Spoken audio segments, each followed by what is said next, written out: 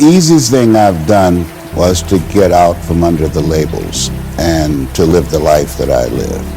The most difficult thing I've ever done was to believe that I can do it. The difference is that when you don't know what's impacting you, and it's something that's holding you down and you're not aware of it.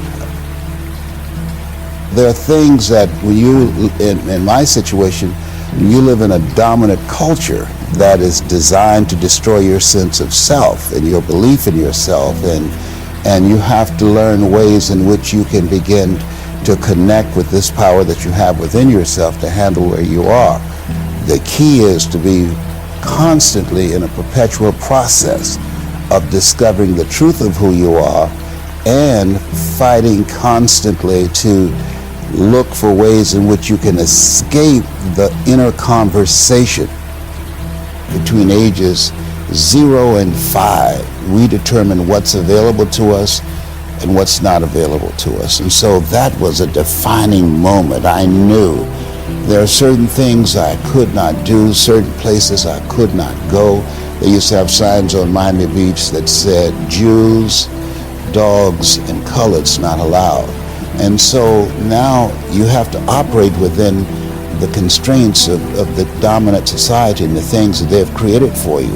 And it's a challenge to see yourself beyond that and to work to get outside of that, even after those laws have changed, because that has become so much a part of you.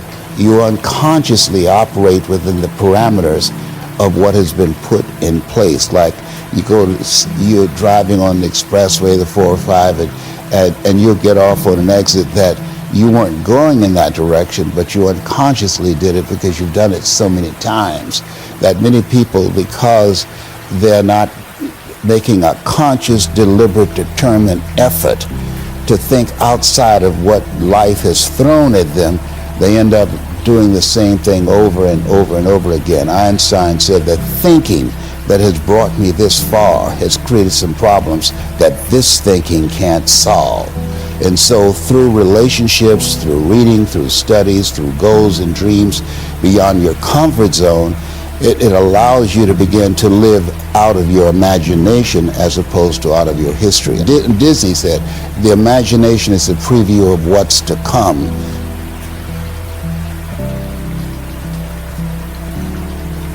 They have to expose themselves to something that will give them a different vision of themselves. And in addition to that, they have to put themselves in a community of what I call OQP, only quality people. A gentleman who dramatically transformed my life. I was a junior at Booker T. Washington High School in Miami, Florida, and I went in his class looking for another friend, and he said, go to the board and work this problem out for me. I said, sir, I can't do that. He said, why not? I said, I'm not one of your students. He said, do it anyhow.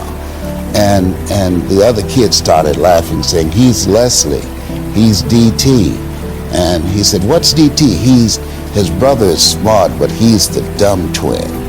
And I said, I am, sir. And he came from behind his desk and he pointed at me. He said, don't you ever say that again. Someone's opinion of you does not have to become your reality.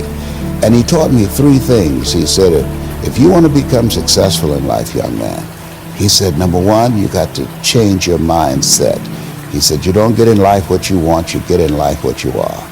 Number 2, practice OQP, only quality people. You earn within $2,000 to $3,000 of your closest friends. I found that out. I left all my broke friends. I said, y'all got to go.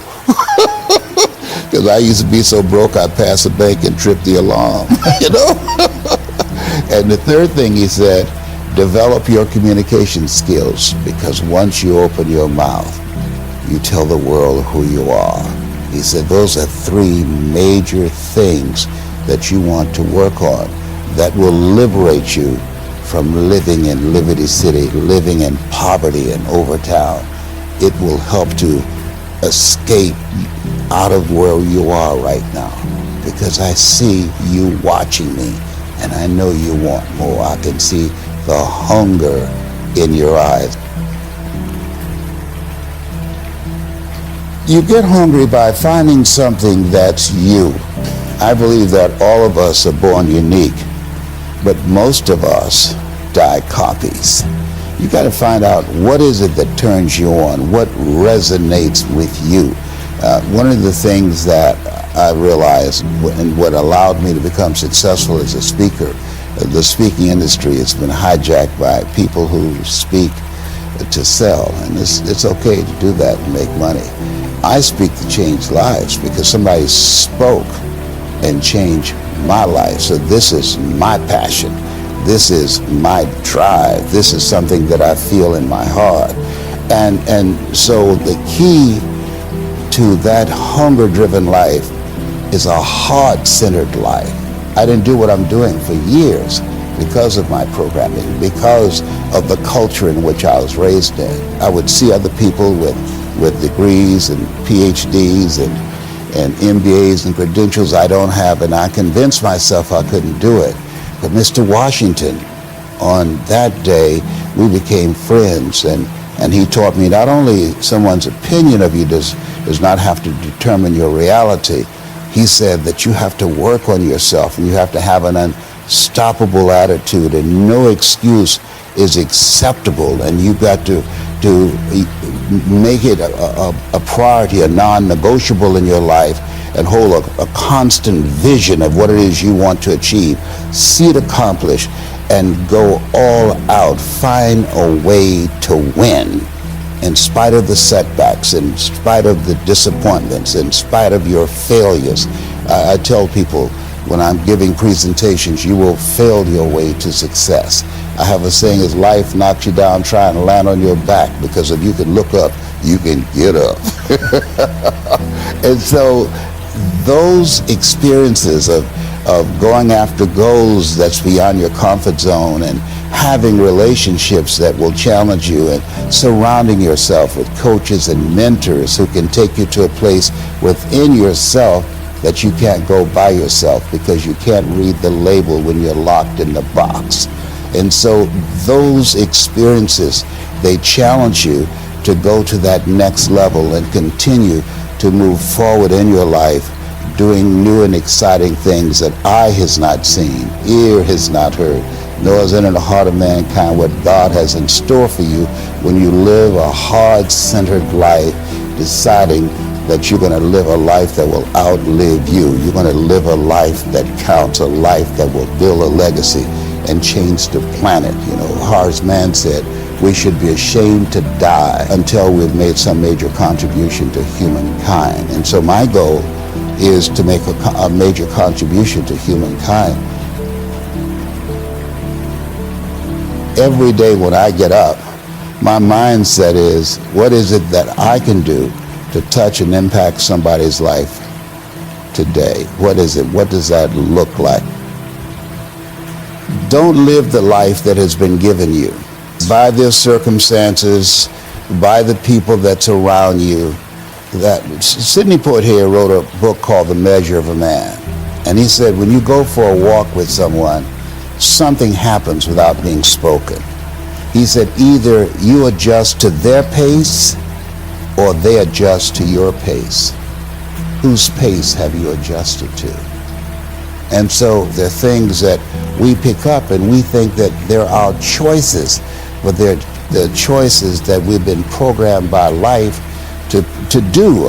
When we leave our homes in the morning, we're bombarded with over 6,000 advertising hits through Facebook, through Twitter, through Instagram, through television, through our phones, and through our communities, and through the computers. And so all of these things are impacting us every day.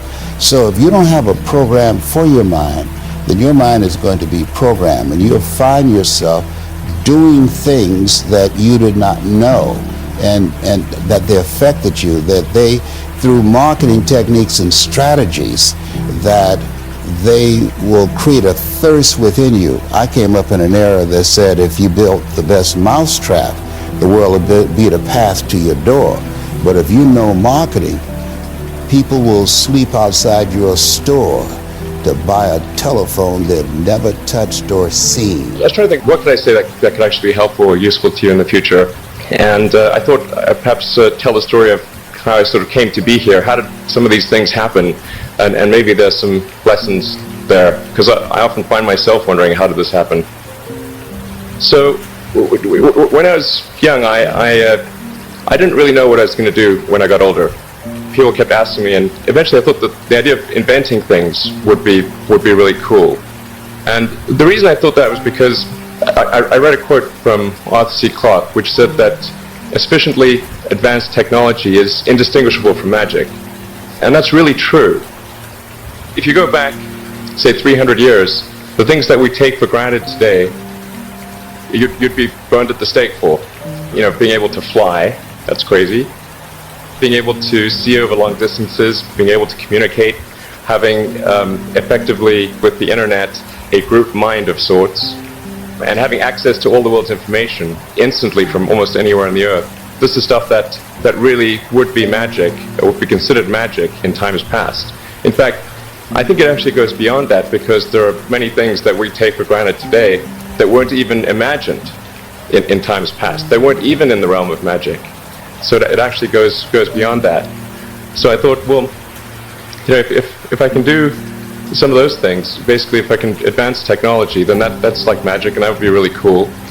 And I also had sort of a slight existential crisis, because I was trying to figure out what does it all mean? Like, what's the purpose of things?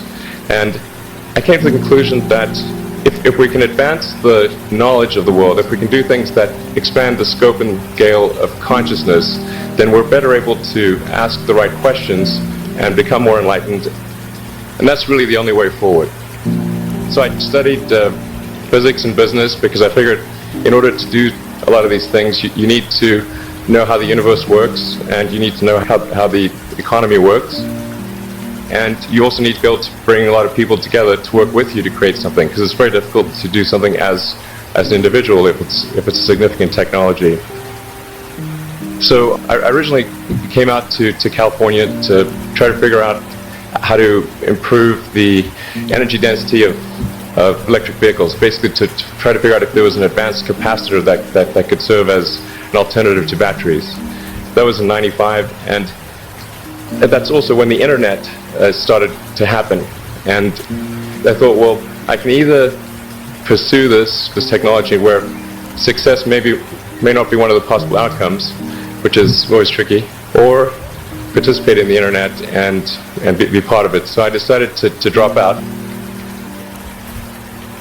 Did some internet stuff. Did a few things here and there. One of which is PayPal.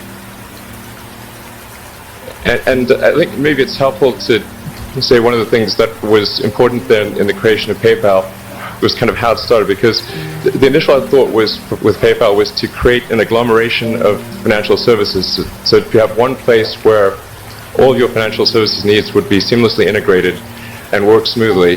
And then we had like a little feature which was to do email payments.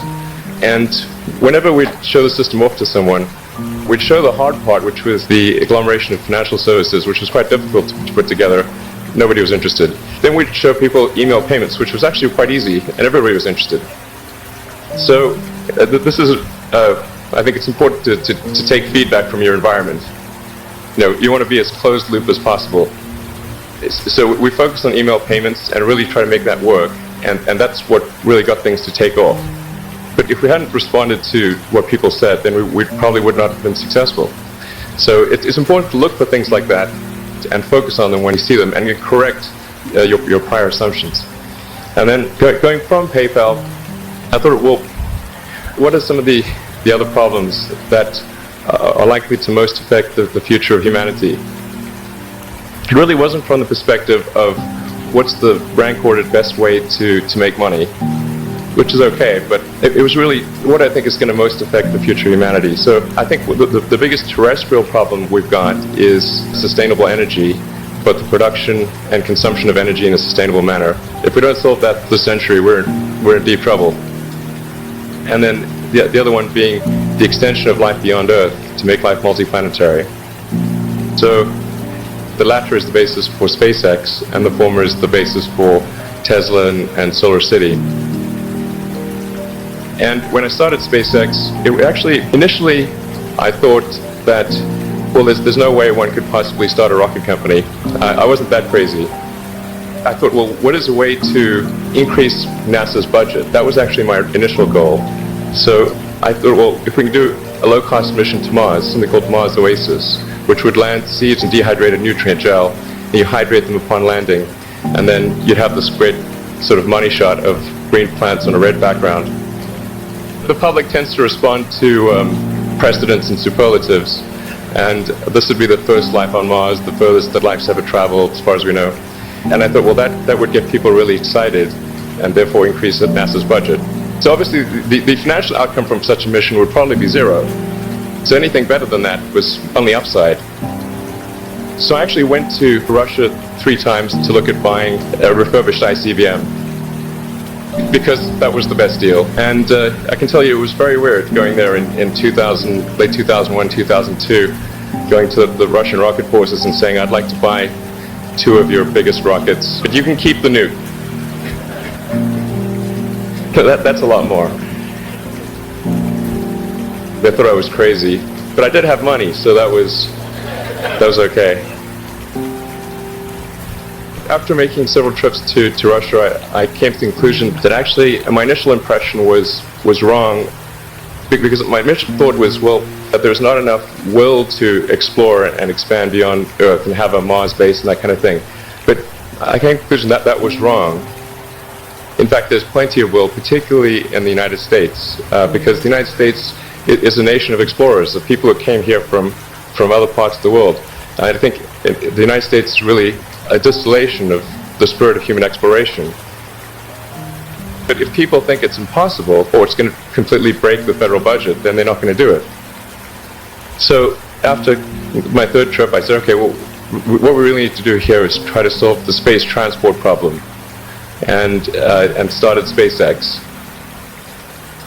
And this was against the advice of pretty much everyone I talked to. But one friend made me sit down and watch a bunch of videos of rockets blowing up. Let me tell you, he wasn't far wrong. It was tough going there in the beginning, because I'd never built anything physical. I mean, I built like little model rockets as a kid and that kind of thing, but I never had a company that built anything physical. So I had to figure out how to do all these things and bring together the right team of people. And so we did all that and then failed 3 times. It was tough going. Because the thing about a rocket is the passing grade is 100%. And you don't get to actually test the rocket in the real environment that it's going to be in. So I think the best analogy for rocket engineering is like if you want to create a really complicated bit of software, you can't run the software as an integrated whole, and you can't run it on the computer it's intended to run on. But the first time you put it all together and run it on that computer, it must run with no bugs. That's basically the essence of it. So we missed the mark there. The first launch, I was picking up bits of rocket near the launch site. It was a bit sad. But we learned with each successive flight, and we're able to eventually, with the 4th flight in 2008, reach orbit.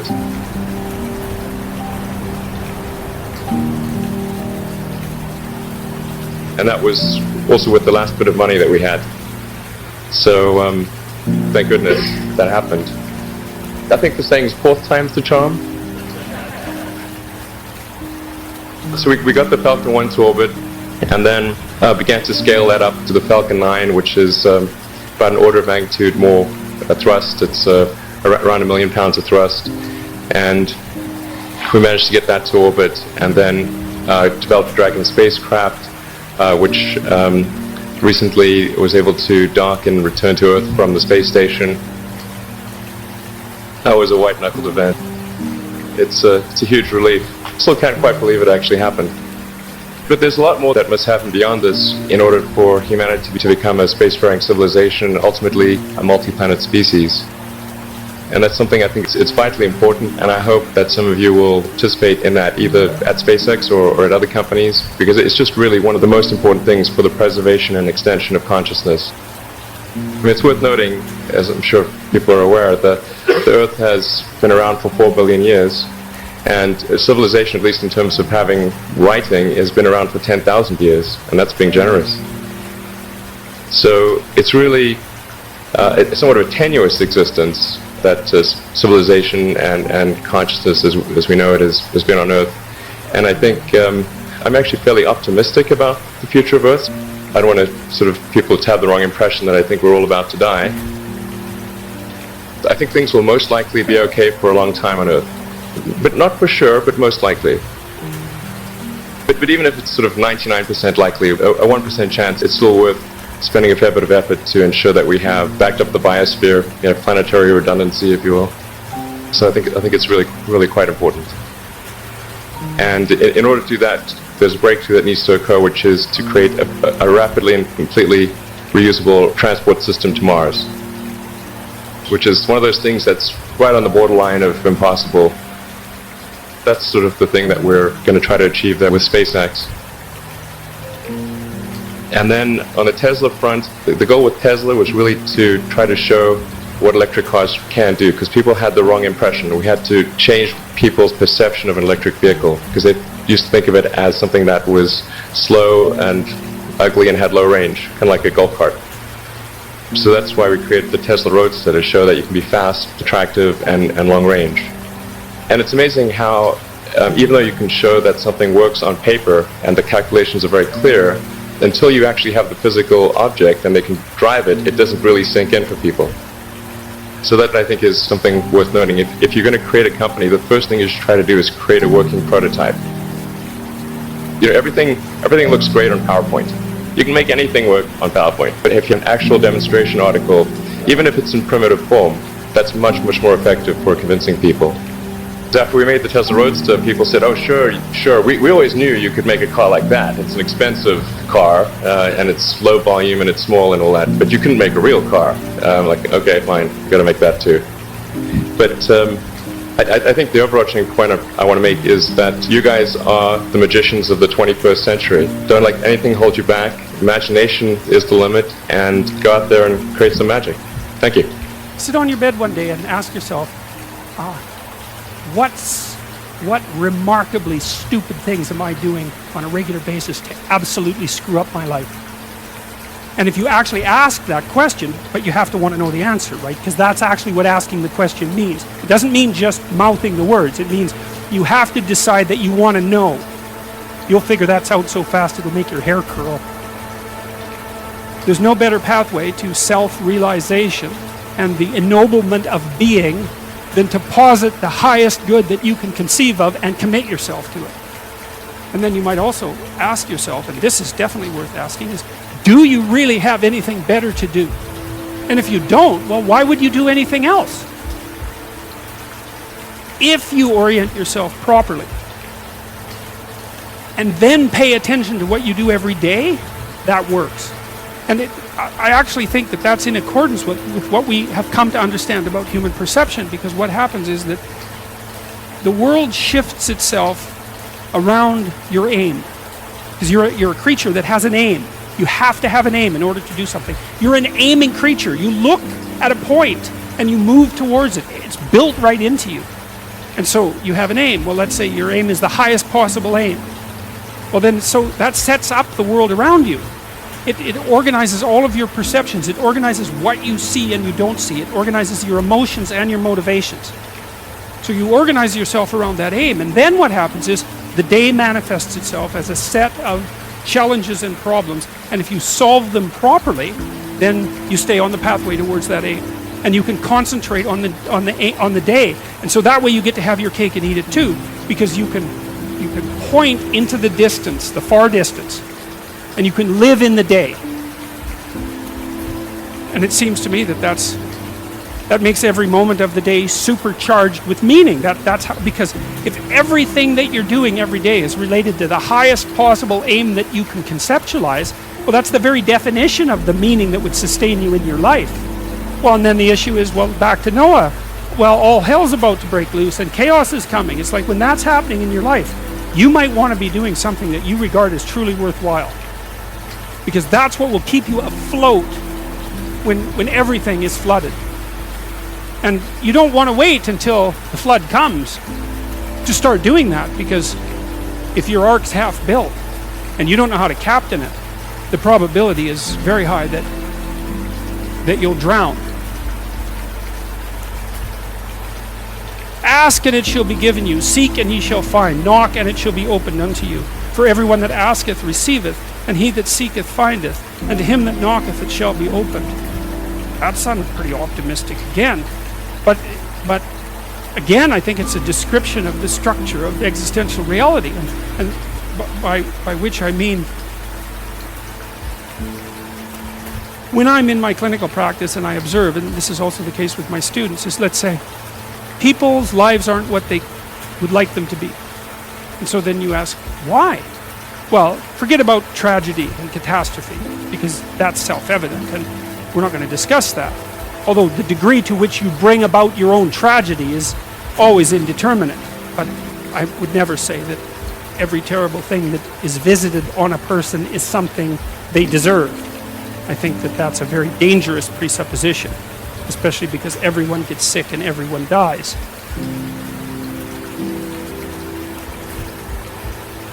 But one of the main reasons that people don't get what they want is because they don't actually figure out what it is. And the probability that you're going to get what would be good for you, let's say, which would even be better than what you want, right? Because you might be wrong about what you want easily. But maybe you could get what would really be good for you. Well, why don't you? Well, because you don't try. You don't think, okay, here's what I would like if I could have it. And I don't mean in a way that you manipulate the world to force it to deliver you goods for status or something like that. That isn't what I mean.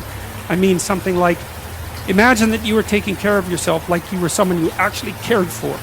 And then you thought, okay, I'm caring for this person. I would like things to go as well for them as possible. What would their life have to be like in order for that to be the case? Well, people don't do that. They don't sit down and think, all right, let's figure it out. You've got a life. It's hard, obviously. It's like 3 years from now, you can have what you need. You've got to be careful about it. You can't have everything. You can have what would be good for you, but you have to figure out what it is, and then you have to aim at it. Well, my experience with people has been is, if they figure out what it is that would be good for them, and then they aim at it, then they get it. And it's strange because they don't it's a strange thing. It's not quite that simple because, you may formulate an idea about what would be good for you, and then you take 10 steps towards that, and you find out that your formulation was a bit off, and so you have to reformulate your goal. So you're kind of going like this as you move towards the goal. But a huge part of the reason that people fail is because they don't ever set up the criteria for success. And so, since success is a very narrow line and very unlikely, the probability that you're going to stumble on it randomly is zero. And so there's a proposition here, and the proposition is, if you actually want something, you can have it. Now the question then would be, well, what do you mean by actually want? And the answer is that you reorient your life in every possible way to make the probability that that will occur as certain as possible. And that's a sacrificial idea, right? It's like, you don't get everything. Obviously. But maybe you can have what you need. And maybe all you have to do to get it is ask. But asking isn't a whim or today's wish. It's like, you have to be deadly serious about it. You have to think, okay, like, I'm taking stock of myself. And if I was going to live properly in the world, and I was going to set myself up such that being would justify itself in my estimation, and I don't mean as a harsh judge, exactly what is it that I would aim at? And so the issue is not so much the blindness of others, even though there's as much blindness among others as there is for you. But the issue here, the advice here, the description here is, you should be concerned about what's interfering with your own vision first. And you should leave other people the hell alone in relationship to that. And so if your mode of being in the world is, if you would just act better, things would improve for me, or if you identify the evil and the catastrophe as something that's outside, that someone else needs to fix, or that someone else is responsible for, then you're not going to fix that. And you're going to remain blind to the things that you're doing and not doing that make things not go well. And so it's just better to think, all right, I'm probably blind in many, many ways. And maybe there are some ways that I could rectify that, because it's highly probable that you're blind in all sorts of ways. I mean, it's in fact, it's virtually certain. And so it's just more useful to think, how is it that I'm wrong in this situation? I'll tell you something that I learned to do when I was arguing with my wife, which happened quite frequently, because when you actually communicate with people, you find out that there's many things that you don't agree on. And that's because you're actually different creatures. And so if you're actually going to have a truthful conversation, then you're going to find out that you don't see things the same way, and then you can either pretend that that's not the case and gloss over it and then end up in a 30-year silent war, or you can have the damn fight when you need to have it and see if you can straighten it out. So now and then we'd get in a situation where we were at loggerheads, we couldn't move, and it would spiral up into hate speech, let's say. Yeah, everyone laughs because they know they manifest plenty of hate speech towards those they love. So one of the things we learned to do was, when we hit an impasse, was to separate and to go our own ways and to go sit and think, okay, look, we're at this unpleasant situation. We can't figure out how to move forward. I'd always think, of course it's her fault. Obviously it's her fault. At least 95%. But maybe there was something I did that contributed like 5% to it. The amount of information that's been created from the dawn of humanity, since human beings walked this planet to the year 2003, which is only, a decade and a half ago, that amount of information, how long does it take to create that nowadays? 2 days. The amount of information is doubling at dizzying speeds, but how we learn it, how we absorb it, focus, retain it, apply it, is pretty much flatline, and that growing gap creates something called anxiety. They call it information fatigue syndrome, because everything's a syndrome, right? Yeah. Higher blood pressure, compression of leisure time, more sleeplessness. Because we live in an age where, electric cars and spaceships that are going to Mars, but our vehicle of choice when it comes to learning and education is like a horse and buggy. Like the education system has not, we all grew up with the 20th century education that prepared us for a 20th century world, which at the turn of the 20th century was working in farms and factories. And that's what the education was. It was assembly line, cookie cutter, one size fits all. But now we live in a world where the world's changing so much.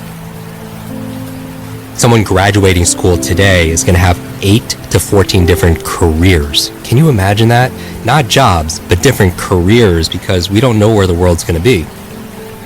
So your ability to outlearn, outthink, outperform, that's your greatest advantage. If there's one skill to master in the 21st century, it's your ability to learn rapidly, to be able to keep up. So digital overload.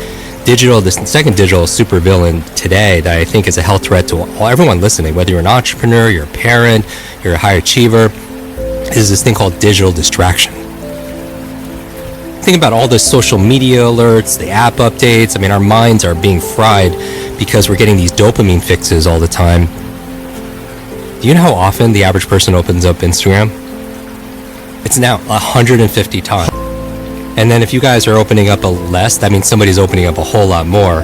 But that's by design, right? Because every like, share, comment, you get this dopamine flood, and it drives our habits and our addiction, if you will. And we talk a lot about routines, and now we're going to talk about how to jumpstart your brain, morning routine, evening routines, because really the success that everyone is desiring, it's hidden in our daily habits, right? First you create your habits, and then your habits create you. But one of the things, that a bad habit, the most successful people, they have their to-do list, and we all have our to-do list. But I've also noticed that some of the highest achievers, they have a not to-do list. You know what I mean? They have a list of non-negotiable things they will not indulge in, because, we've all read the book Good to Great. You say no to good so you can say yes to great, right? And a lot of times when you get more and more successful, you suffer from this opportunity stress. Right, you get more and more offers, more and more opportunity, and you can't say yes to everything. And that's a big challenge, because then you have so many windows open on your computer. And even if they're minimized, they still take up energy, and they still take up space and memory. And you wonder why you're fatigued all the time. You wonder why you don't have the mental energy to do the things that you need to be able to do. So digital distraction, and on the top of your not to-do list should be not checking your phone in the first thing in the morning. And I know everyone's listening to me, and automatically so many people are just like, oh my God, like I hate this guy. But the first hour of the day, the reason why you don't want to pick up your phone is because, and we're all guilty of this, is because it rewires your brain for two things. Number one, it rewires your brain for distraction. When you wake up first thing in the morning, you're in this relaxed, alpha, creative, very suggestible state, right? You just woke up. And so you have to be very careful and protect and stand guard to your mind from outside influences, because number one, the first thing you see on your phone, you're watching these cat videos and everything that's going on social media, you're getting these dopamine flood, which is building your distraction muscles. Because when it comes to focus is like, there's a focus fitness, if you will, and you have focus muscles, but you also have distraction muscles. And a lot of people, their distraction muscles are way overdeveloped because of picking the phone up first thing in the morning. But the second reason, for a neurological reason why you don't want to pick up your phone the first hour of the day, is because it also rewires your brain for reaction. It's training your brain to be reactive. And so, as you know, you go through your phone, you wake up in the morning, you pick up your phone, you get one text, one voicemail message, one email, and all of a sudden your day is shot. Like, it puts you in a bad mood, and you carry that mood throughout your entire day. And that's a big challenge, because if you're just fighting fires, then you're just on the defense. If you're just trying to fulfill everyone else's needs without going through like, what's going to help me to win this day, to own this, this day, to be able to make it the best, then you're reacting. And I have a friend, Brendan Burchard. He says, your inbox is nothing but a convenient organizational system for other people's agenda for your life. So you're training your brain to react, and you can never have an incredible day if you're just reacting to things, right? So for me, I wake up in the morning and I just start journaling, and I write down 3 things I want to accomplish personally that day and 3 things I want to accomplish professionally. And it's different every single day, but I always begin with the end in mind. One of my favorite books of all time is this book called 7 Habits of Highly Effective People. And we've read this book. Some people are like, I have that book and it's sitting on my shelf. And it becomes shelf-help, not self-help, right? Because nobody's actually like reading that book. Because so many people buy books, and I like to encourage people to read at least 1 book a week, because the average person reads about 2, maybe 3 books a year. But what I love about reading, number one, is the best exercise, for your mind. And it's like reading is to your mind what exercise is to your body. It's an incredible workout. And but most people, they don't take the time to read. But the other reason I like to read is if somebody has decades of experience in leadership, negotiation, entrepreneurship, fitness, and they put it into a book, and you could sit down in a couple of days and read that book, you could download decades of experience into days. And that's a huge advantage, right? Because leaders are readers. When I'm writing what I need to accomplish, I'm writing put first things first. Put first things first. Meaning, I believe that the most important thing is to keep the most important thing the most important thing. The most important thing is to keep the most important thing the most important thing. Because a lot of people have a fear of failure or fear of success. My fear has always been, I don't want to succeed at things that don't matter. It wasn't so much about failing, it's about getting really good at something that didn't make a difference. And Stephen Covey talks about it like you're really good at climbing the ladder of success only to get to the top and realize that it's leaning on the wrong wall. And so if you begin with the end in mind, so I'm thinking about, my friend Clay Bear has this phrase about champagne moments. In sports, it's very clear when you're popping that champagne, what has to happen, your criteria.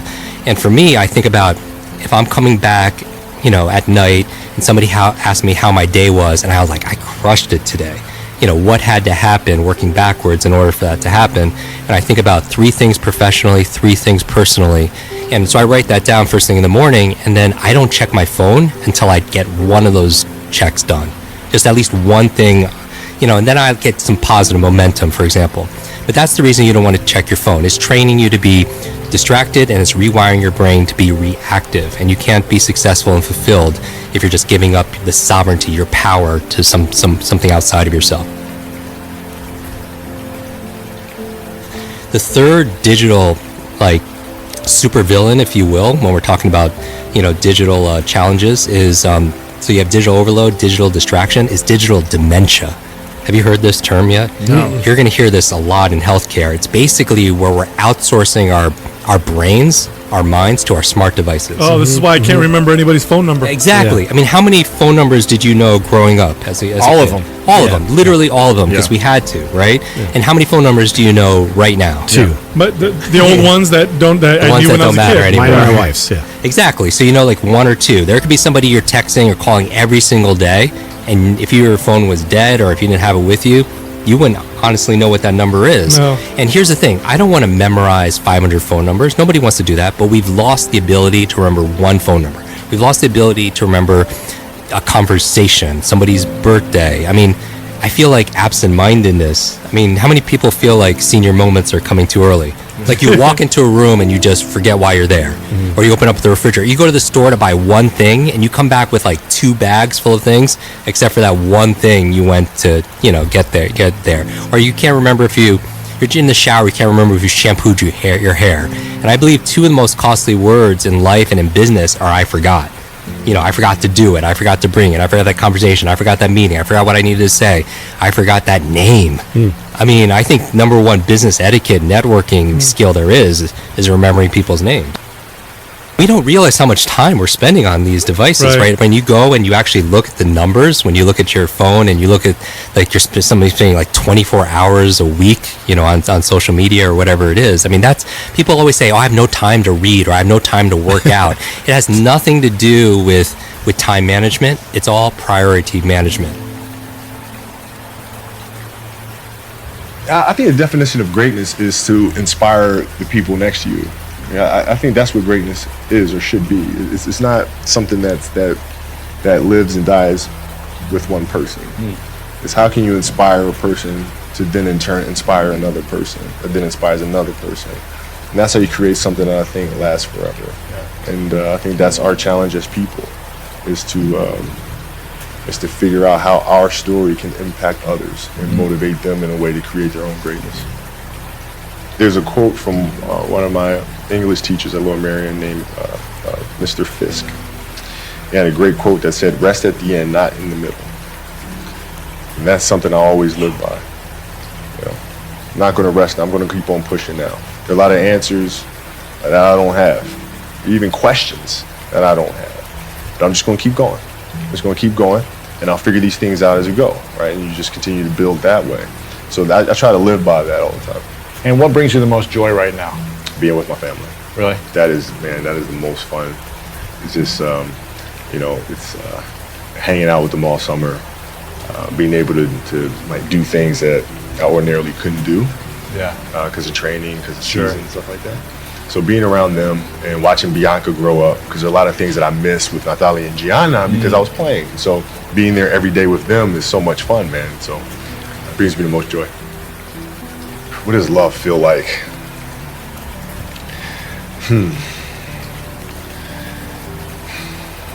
Happiness is such a... I think I would describe love as happiness. I think I'd describe it as a beautiful journey.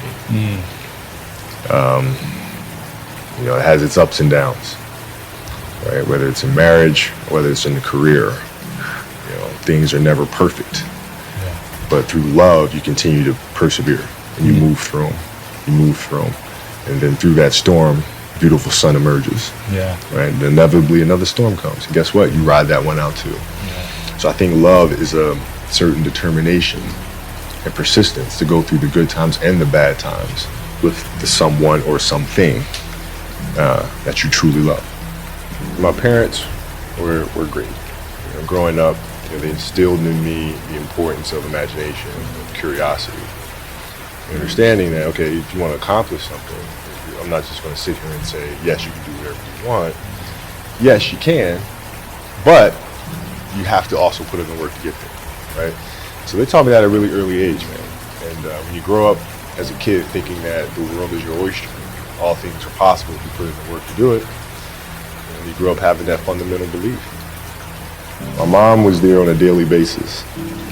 My father was really influential at a really critical time where I had a summer where I played basketball when I was like 10 or 11 years old in a very prominent summer league in Philadelphia called the Sunny Hill League. Where my father played, my uncle played, and they were like all-time greats and some stuff. And Wilt Chamberlain played in the league, Earl of Pro Monroe played in the league. And here I come playing, and I don't score 1 point the entire summer. Really? Not one. How old were you? 11, 10, 11. And you're playing against other 10, 11-year-olds, or you didn't score once? Not one. Were you in the game? I was in the game How'd you not score? because I was terrible. Really? Yeah. At 10, happened. 11 years old, you were that Awful. terrible. I mean, and I had these big knee pads on because I was growing really fast. And I had socks all the way up here, and I had like the high top Skinny, fades, like skinny as hell. And I scored not a free throw, nothing, not a lucky shot, not a breakaway layup, 0 points. And I remember crying about it, being upset about it. My father just gave me a hug and said, "Listen, whether you score 0 or score 60, I'm going to love you no matter what." Wow. Now that is the most important thing that you can say to a child. Because from there, I was like, okay, it gives me all the confidence in the world to fail. I have the security there.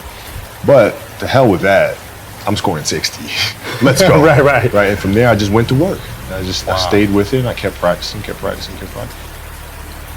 You know, when you're in this culture in our society, you can do some phenomenal things individually, but they'll never reach their full potential unless you do them collectively. And you have to figure out how to do that. The challenge for me was always compassion and empathy.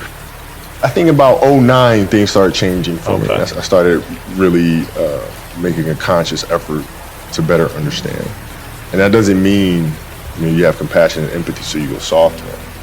It's more like you put yourself to the side and you put yourself in their shoes and understand what they're feeling.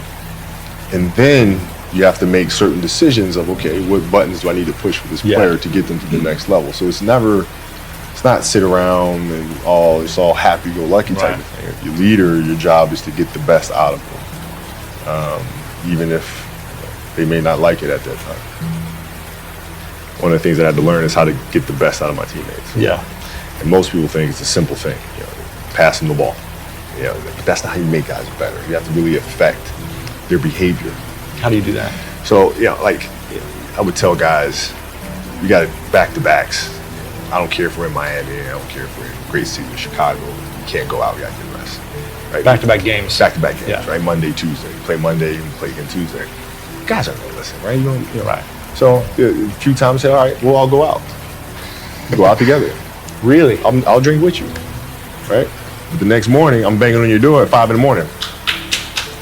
Let's go. They're not getting Where are we going? I hung out with you. Now you come hang out with me. Wow. This is what we do. All right, let's go. And we're at the gym. We're working out, right? We hit the bus. We go to practice. We play that night. And they're dead. And they're dead. And they're like, oh, lesson learned. Really? Lesson learned. Take them out once. Listen, if you're going to do that. But don't let that compromise what we're here to do. Right. This is why we're here. This is why you're here in the first place. Well, what does losing feel like to you? It's exciting. Why is it exciting? Because it means you have different ways to get better. There's certain things that you can figure out that you can take advantage of, right? Certain weaknesses that were exposed that you need to shore up, right? So it was exciting. I mean, it sucks to lose, Right. but at the same time, there are answers there if you just look at them. I'll give you an example. So Katie Lou Samuelson is one of the best college basketball players in the country. She plays at UConn. She's going to be a senior. And they just had a really tough season last year where they lost to Notre Dame in the final. And so I asked her, I said, have you watched the Notre Dame game? She was like, no. I said, well, why not? I said, I don't want to watch that. I said, I know you don't, but you're going to play Notre Dame this year, yeah? Yeah. There's the chances you see him again in the final.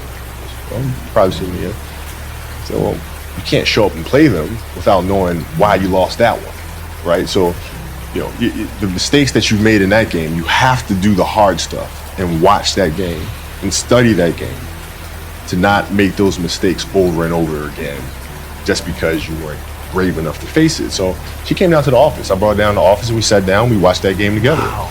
Right? And you gotta deal with Face it. You gotta deal with it. Face it, learn from it. When you play for 20 years, I played for 20 years, you reach a certain level, you're like, okay, wait a minute, I have to start again at the base of a mountain and try to climb to the top of this mountain. First of all, what mountain am I climbing? I don't even know, like, what the hell am I going to be doing?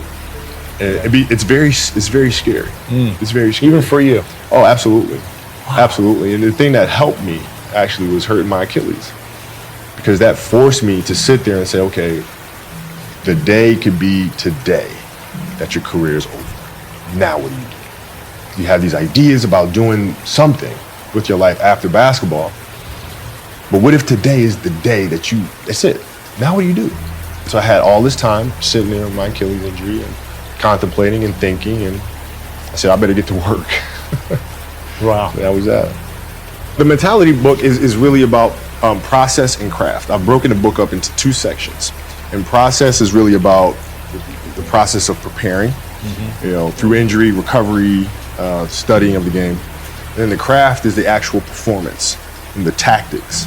And so a lot of things that I learned through the game were through photos. You can look at a photo and see like a player making a move, look at the angle of his feet, look how he's using his hands on defense. And I can really break down things to the smallest detail through that. And that's what you'll see in this book. I mean, it's really a basketball Bible. You'll see how I break things down, like how I'm looking at things to the smallest of detail. Yeah. And that's the best way to understand how to have that kind of mentality, is to ask questions, then find answers. And then that leads to more questions, and you find more answers. And that's what the book is. So how can we teach our children what it means to work hard? Well, you do it through training, right? So when I get up in the morning, my daughter goes with me. 4 a.m.? 4 a.m. My 15-year-old goes with me. She goes with me before school, and it becomes a daddy-daughter thing. That's cool. She just got a permit, right? So she drives in the morning. It becomes a cool thing, right? But through that process, she understands the value of hard work and things taking time. And the same thing with my 12-year-old. Right? She practices every day, right? And so it's through those behaviors is where I find the motivation to do it. I found that nothing in life is worthwhile unless you take risks. Nothing. Nelson Mandela said, there is no passion to be found playing small and settling for a life that's less than the one you're capable of living. Now, I'm sure in your experiences in school and applying to college and picking your major and deciding what you want to do with life, I'm sure people have told you to make sure you have something to fall back on. Make sure you got something to fall back on, honey. But I never understood that concept, having something to fall back on. If I'm going to fall, I don't want to fall back on anything except my faith. I want to fall forward. I figure at least this way I'll see what I'm going to hit. Fall forward. This is what I mean. Reggie Jackson struck out 2,600 times in his career, the most in the history of baseball. But you don't hear about the strikeouts. People remember the home runs. Fall forward. Thomas Edison conducted 1,000 failed experiments. Did you know that? I didn't know that. Because the 1,001st was the light bulb. Fall forward. Every failed experiment is one step closer to success. You've got to take risks, and I'm sure you've probably heard that before, but I want to talk to you about why that's so important. First, you will fail at some point in your life. Accept it. You will lose. You will embarrass yourself. You will suck at something. There's no doubt about it. And I know that's probably not a traditional message for a graduation ceremony, but hey, I'm telling you, embrace it, because it's inevitable. And I should know. In the acting business, you fail all the time. Early on in my career, I auditioned for a part in a Broadway musical. Perfect role for me, I thought, except for the fact that I can't sing. So I'm in the wings, I'm about to go on stage, but the guy in front of me, he's singing like Pavarotti. He's just, he's just going on and on and on, and I'm just shrinking. I'm getting smaller and smaller. So they say, oh, thank you very much, and you'll be hearing from us. So I come out with my little sheet music, and it was Just My Imagination by the Temptations. That's what I came up with. So I hand it to the accompanist, and she looks at it and looks at me and looks out at the director and is like, all right. So I start, I'm going to sing. I'm like,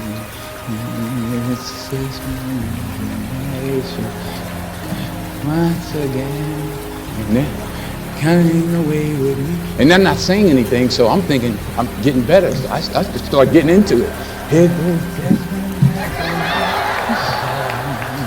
Running. This, oh, yeah, thank you. Thank you very much, Mr. Washington. Thank you.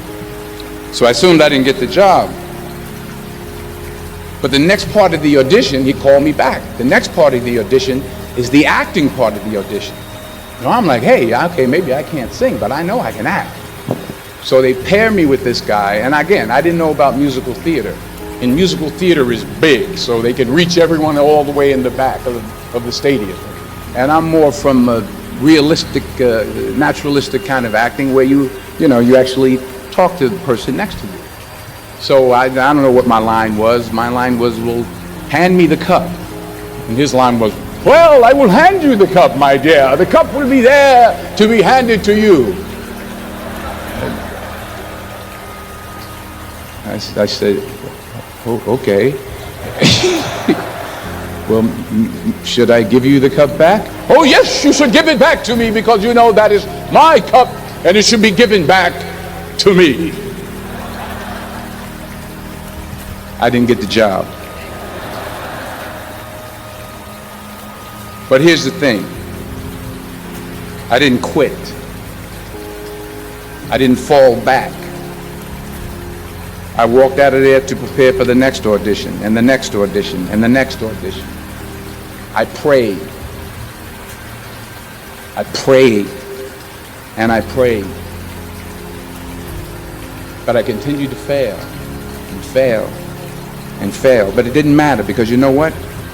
There's an old saying, you hang around the barbershop long enough, sooner or later you're going to get a haircut. So you will catch a break, and I did catch a break. Last year, I did a play called Fences on Broadway. Someone talked about it. Won the Tony Award. And I didn't have to sing, by the way.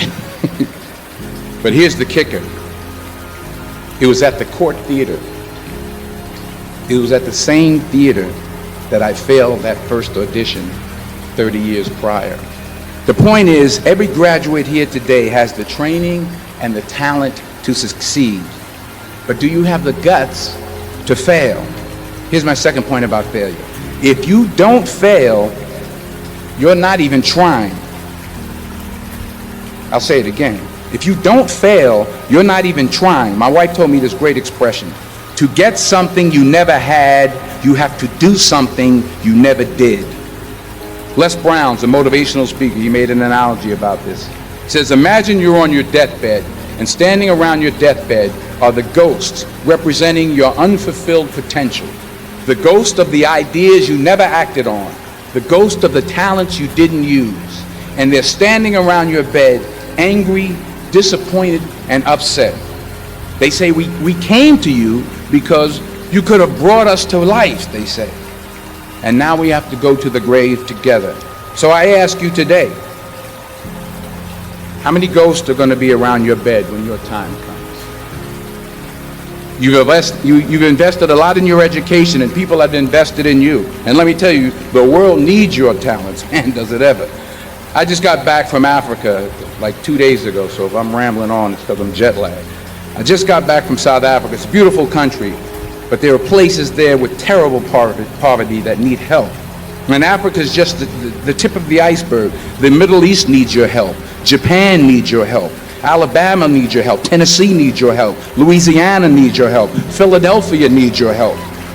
The world needs a lot, and we need it from you. We really do. We need it from you young people. I mean, I'm not speaking for the rest of us up here, but I know I'm getting a little grayer.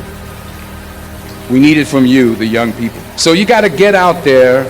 You got to give it everything you got, whether it's your time, your talent, your prayers, or your treasures. Because remember this, you will never see a U-Haul behind a hearse. You will never see a U-Haul behind a hearse. You can't take it with you. The Egyptians tried it, and all they got was robbed. So the question is, What are you going to do with what you have? I'm not talking about how much you have. Some of you are business majors, some of you are theologians, nurses, sociologists, some of you have money, some of you have patience, some of you have kindness, some of you have love, some of you have the gift of long suffering, whatever it is, whatever your gift is. What are you going to do with what you have? All right, now here's my last point about failure.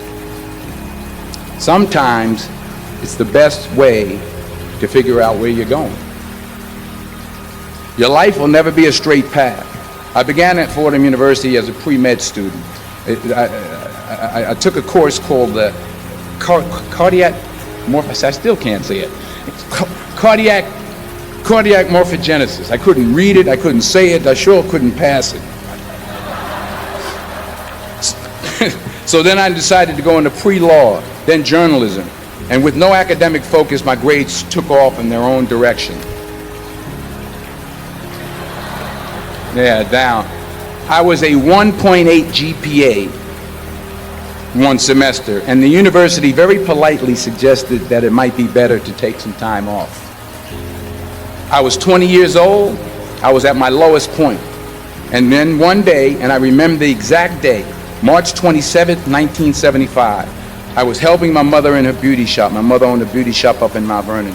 And there was this older woman who was considered one of the elders in the town. And I didn't know her personally, but I was looking in the mirror, and every time I looked at the mirror, I could see her behind me, and she was staring at me. She just kept looking at me. Every time I looked at her, she kept giving me these strange looks. So she finally took the dryer off her head and she said something I'll never forget. First of all, she said, "Somebody give me a piece of paper. Give me a piece of paper." She said, "Young boy, I have a prophecy, a spiritual prophecy." She said, "You are going to travel the world and speak to millions of people." Now mind you, I'm 20 years old, I'm flunked out of school. In fact, like a wise ass, I'm thinking to myself, maybe she's got something in that crystal ball about me getting back into school next fall. But maybe she was on to something, because later that summer, while working as a counselor at the YMCA camp in Connecticut, we put on a talent show for the campers. And after the show, another counselor came up to me and asked, "Have you ever thought about acting? You're good at that." So when I got back to Fordham that fall, I got in and I changed my major once again for the last time. And in the years that followed, just as that woman prophesied, I have traveled the world and I have spoken to millions of people through my movies. Millions who up till this day couldn't see me, who up till this day I couldn't see while I was talking to them, and they couldn't see me, they could only see the movie. They couldn't see the real me. But I see you today, and I'm encouraged by what I see. And I'm strengthened by what I see. And I love what I see. The word yoga means union. Union means whether you are aware of it or you're not aware of it, right now you're happening here as a part of everything else. What the trees exhale, you're inhaling. What you exhale, the trees are inhaling. Not just on the level of respiration, on all levels this is happening. What you think as myself is just a psychological boundary that you have set up. So yoga means consciously obliterating the boundaries of your individuality. So if you sit here, if you experience everything around you as myself, this is yoga. If you experience all this as myself, do you need morality? Be good to people, don't harm them, don't do this, don't do that, would it be necessary? No. Did anybody teach you out of these 5 fingers, this is a small finger, don't cut it off? Is there a morality needed like that? Anything that you feel is a part of yourself, with that you don't need any values, ethics, morals, nothing, because it's a part of you. This is what yoga means. You experience everything as a part of you. When somebody experiences the whole universe as a part of himself, then we say he is a yogi. Charles Darwin said that you evolved out of a monkey. You were a monkey, then you became a man. Some of the genetic scientists are saying this, that the difference, the DNA difference between a chimpanzee and you is only 1.23%. So in that sense, physiologically you're only 1.23% away from a chimpanzee. Not a big difference, isn't it? A shade, just a shade of difference. But in terms of intelligence and awareness, you are worlds apart from a chimpanzee. So your problem is just this, you have an intelligence for which you don't have a stable enough platform, and that's why yoga. To create a stable platform so that your intelligence works for you. Right now, you may call it so many things, so many exotic names have come up. Stress, tension, anxiety, depression, madness, all kinds of things. All this essentially what it means is, your intelligence has turned against you, that's all. You can give any number of reasons, but essentially, your intelligence has turned against you. If your intelligence was working for you, would you create blissfulness or misery? This is all. Why your intelligence has turned against you? There's no stable enough base. So the entire yogic system is about this, that you create a stable base so that your intelligence works for you. If your intelligence turns against you, no power in the universe is going to save you, you are a done thing. If you become what you make up, unfortunate, isn't it? Yeah. Your thoughts belong to you or you belong to the thoughts, you must make up your mind.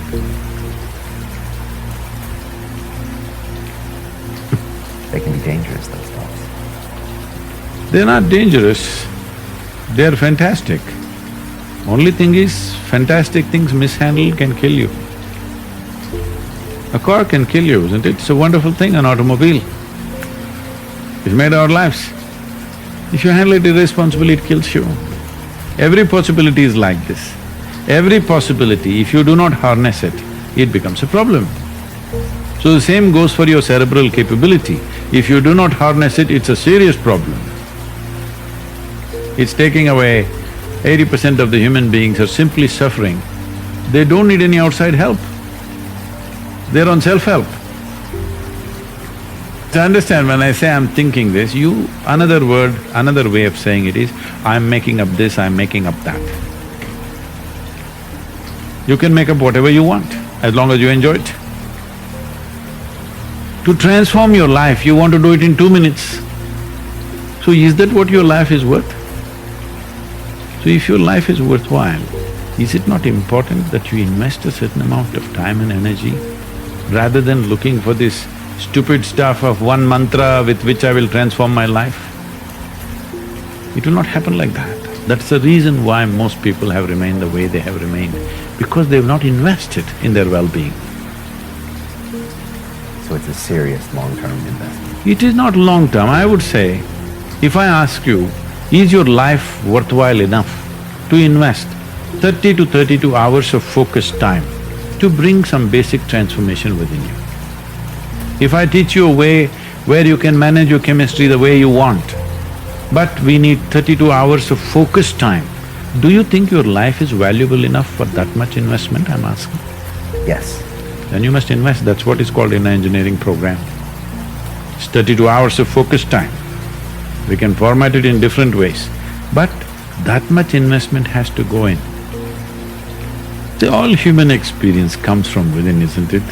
I don't know what kind of geniuses thought these things. I know in America there must be 1 million books telling you how to, milk happiness from something else or somebody else but all human experience is generated from within. What comes from within you must be the way you want it, isn't it? Isn't that simple enough, I'm asking? What comes from around you may not be the way you want it, but what comes from within you must be the way you want it. If whatever happens within you the way you want it, will you be blissed out or miserable? Blissed out. See, most people understand complexity as intelligence. If they make themselves difficult, they are supposed to be intelligent. Making a simple thing difficult is not intelligence. Making a very complex thing simple is intelligence, isn't it? So wrong sense of intelligence, idea of intelligence has entered people's minds. They think if they make a problem out of every solution, they're intelligent. No, no. If you find solutions for every problem, that is intelligence. That's my understanding. So essentially, this whole attitude and questioning and this kind of thing has happened to the world in a big way because our education is confusing people to make them believe that memory is intelligence. Memory is not intelligence. Memory is useful as data, but intelligence is a different dimension. We have gobbled this up, that we have made children believe from a very early age, if you remember something, you're smart. No, no. A tape recorder can remember everything. This camera can remember everything. This doesn't mean it's intelligent. So, one major aspect of my work is to separate these two. Within your experience, your memory and your intelligence are two different things. If you have an intelligence which is unsullied by memory, you will see everything just the way it is. But if you look at everything through the filters of your memory, everything is prejudiced. People who ask, all this is fine, but what's the takeaway? They want a commandment. We are talking about consciousness. Commandments won't fly. Commandments means you're trying to fix your life. Consciousness means you want to liberate your life. My intention is you must liberate your life. People come and say, Sadhguru, please teach us how to control my mind. Say, you want your mind controlled or liberated? Oh, yes, liberated, but how to control? Because they think that intelligence is a serious problem and it's been in their lives. So what is the solution? If you remove a part of your brain, you will be fine.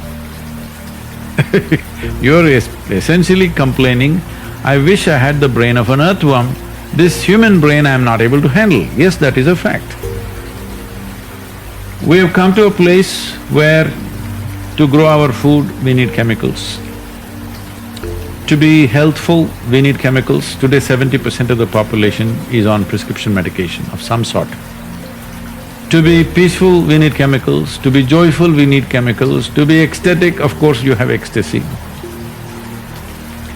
So we are going towards chemicals in a huge way. The water that you drink is full of chemicals, the air that you breathe is like that, and the food that you eat is like that. So if 90% of humanity goes into chemical consumption, consciously or unconsciously, if they consume a lot of it, the next generation that we produce will be of a lesser quality than who we are. That's a crime against humanity.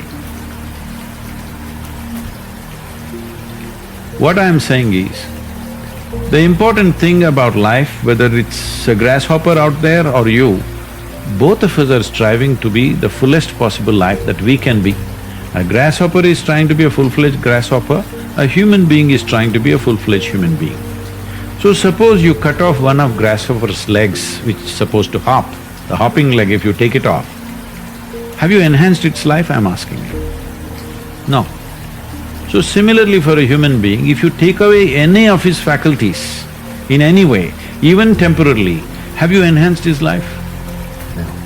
So intoxication is just that. It is taking away your faculties for a period of time, but if you continuously do it, it'll take it away for your life. So you're taking away or subjugating your faculties for a little bit of pleasure, or maybe a lot of pleasure, however you wish to describe it. But the important thing is you're taking a backward step with life, because life can only be enhanced by sharpening and increasing our faculties, not by decreasing our faculties. Our ability to be active physically, mentally, emotionally, spiritually, if this is in any way crippled, this means we are taking a backward step, though there may be pleasure attached to it. Every human being wants his life enhanced. If you don't show them proper ways to enhance, they will find shortcuts. See, a man who goes to the bar and a man who goes to a church or a temple or whatever, they're seeking the same thing, they're trying to enhance their life, isn't it? If you do not show them a proper way, they will take whatever ways are available on the street, that's all. That's why I'm saying it's not a moral issue for me, it is just that it sets you backward. You want to go forward, but it sets you backward. Most people can't concentrate because they've never been taught how to concentrate and they don't practice it. So if we don't learn to concentrate, and we don't practice it, well, obviously you can't practice something you haven't learned, then how can you be good at it? And what we practice all the time is distraction. So the more you practice distraction, the better you become at it. And people are masters at distraction. People think technology is distracting. You know, I've had so many people come up to me, hold their cell phones up to my face and go, these things are ruining our lives. And I go, no, these things are not ruining our life. This is a beautiful piece of technology. What's ruining your life is your inability to exercise discipline around the use of it. So the idea is that you use technology as opposed to technology uses you. In the same way, you know, if you look at your whole day, how do we integrate the practice of concentration throughout everything that we do? The one way I tell people to practice concentration is doing one thing at a time. So giving someone your undivided attention is a great way to practice concentration. Every time I speak with my wife, I give her my undivided attention. If my awareness drifts away, I bring my awareness back to her, and I stay focused on that conversation. The two things we need to understand, there's the mind and there's awareness. And you're not the mind, rather you're pure awareness moving through different areas of the mind. So your mind doesn't move, rather your awareness is moving through the mind. So when I'm speaking with my wife, if I'm getting distracted, it's my awareness is leaving her and it's moving to a different area of the mind. I might be thinking about a client or a contract I need to sign or a business opportunity, and then I bring my awareness back to her. We keep chatting for a minute, and then my awareness drifts away again, and I bring my awareness back. So I define concentration as my ability to keep my awareness on one thing for an extended period of time, until I can consciously choose to move it to another thing. So if I'm speaking with you, I give you my undivided attention. I keep my awareness on you. Every time it drifts away, I bring it back. It drifts away, I bring it back, and I train myself. And I think that's where, you know, people in today's world, I feel so many people are lazy and they want a quick fix. Because everything that's being sold to them is a quick fix, you know. You only need to do so many hours before you get certified as a yoga teacher. You can come to the weekend course to enlightenment. There's a 1-week seminar to understand mind-body connection. I'm like, what BS? I have 10 years of my life learning this, and the way my teacher taught me was just like wax on, wax off, just one little thing at a time. A relentless practice. First you understand how it works. Then you learn how to practice it. And then you just repeat that mindlessly till it becomes numb. And everybody wants new things, right? They're tired. It's like, I'm done with part 1. Can you give me part 2? What's next? You know, it becomes like cocaine. Everybody wants to learn, but nobody practices anything. And they think by learning something, you're actually maturing or becoming wiser. No, learning doesn't make you wiser if you don't implement anything that you're learning. So people are going from one course to another, to another, to another. And then people in my industry, the self-help industry, that's how they make the money, right? You keep selling your over and over again, and you just keep buying, and you think you're learning and growing, but you're not. Because you don't even practice the first thing you're taught. So for me, the first thing you want to learn is concentration, because if you can't concentrate, you can't solve problems. You can't be better at what you do. How can you be a great athlete? How can you be a great singer, an artist, a scientist, a doctor, if you can't stay focused long enough to gain mastery over the topic? Where awareness goes, energy flows. And a simple analogy I always tell people to look at awareness as a glowing ball of light. Your awareness is a glowing ball of light that's floating through the mind, and you can control where it goes. And there's different areas of the mind. There's an angry area of the mind, there's a healthy area of the mind, there's a science and sex and food and photography. And if your awareness is going to a particular area of the mind, that's where energy is flowing, because where awareness goes, energy flows. And energy is like water. Whatever I water will start to grow, right? So if I took a watering can and I watered a garden bed, would the weeds grow or the flowers grow? Both, right? Because water can't tell the difference. Energy works the same way. If I put energy to a particular area of my mind, it will start to grow. So if I want to develop a particular area of the mind, all I need to do is harness my awareness, take it to that area of the mind, and hold it there long enough so there's enough energy going to that area, and that area starts to get strengthened.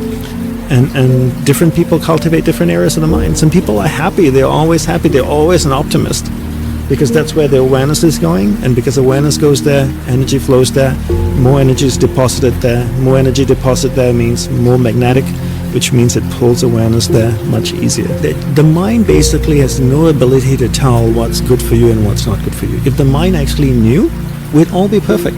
I'd wake up in the morning, my mind would tell me meditate for an hour, do yoga, run, work out, eat this breakfast, then sit down for 2 hours or 1 hour, then stretch, then do this. No, my mind just is like, do whatever the hell you want to do. The mind doesn't know, right? So whatever we tell our mind, whatever we repeat over and over in our mind creates patterns. And these patterns, when they're repeated, whether they're repeated consciously or unconsciously, become deeply ingrained and become extremely difficult to break. He said, learn to lean on your own spine. And in the monastery that I lived in, there were 27 monks. And in the 52 years he taught, he had 27 monks when he died. So it wasn't easy to get in. He was a tough teacher, a very loving, wise teacher, and wasn't easy to stay in. But, the one thing he always said to us is that don't lean on me, because one day when I die, you're going to fall over. Learn to lean on your own spine. And I think in today's world, people lean on so many things, right?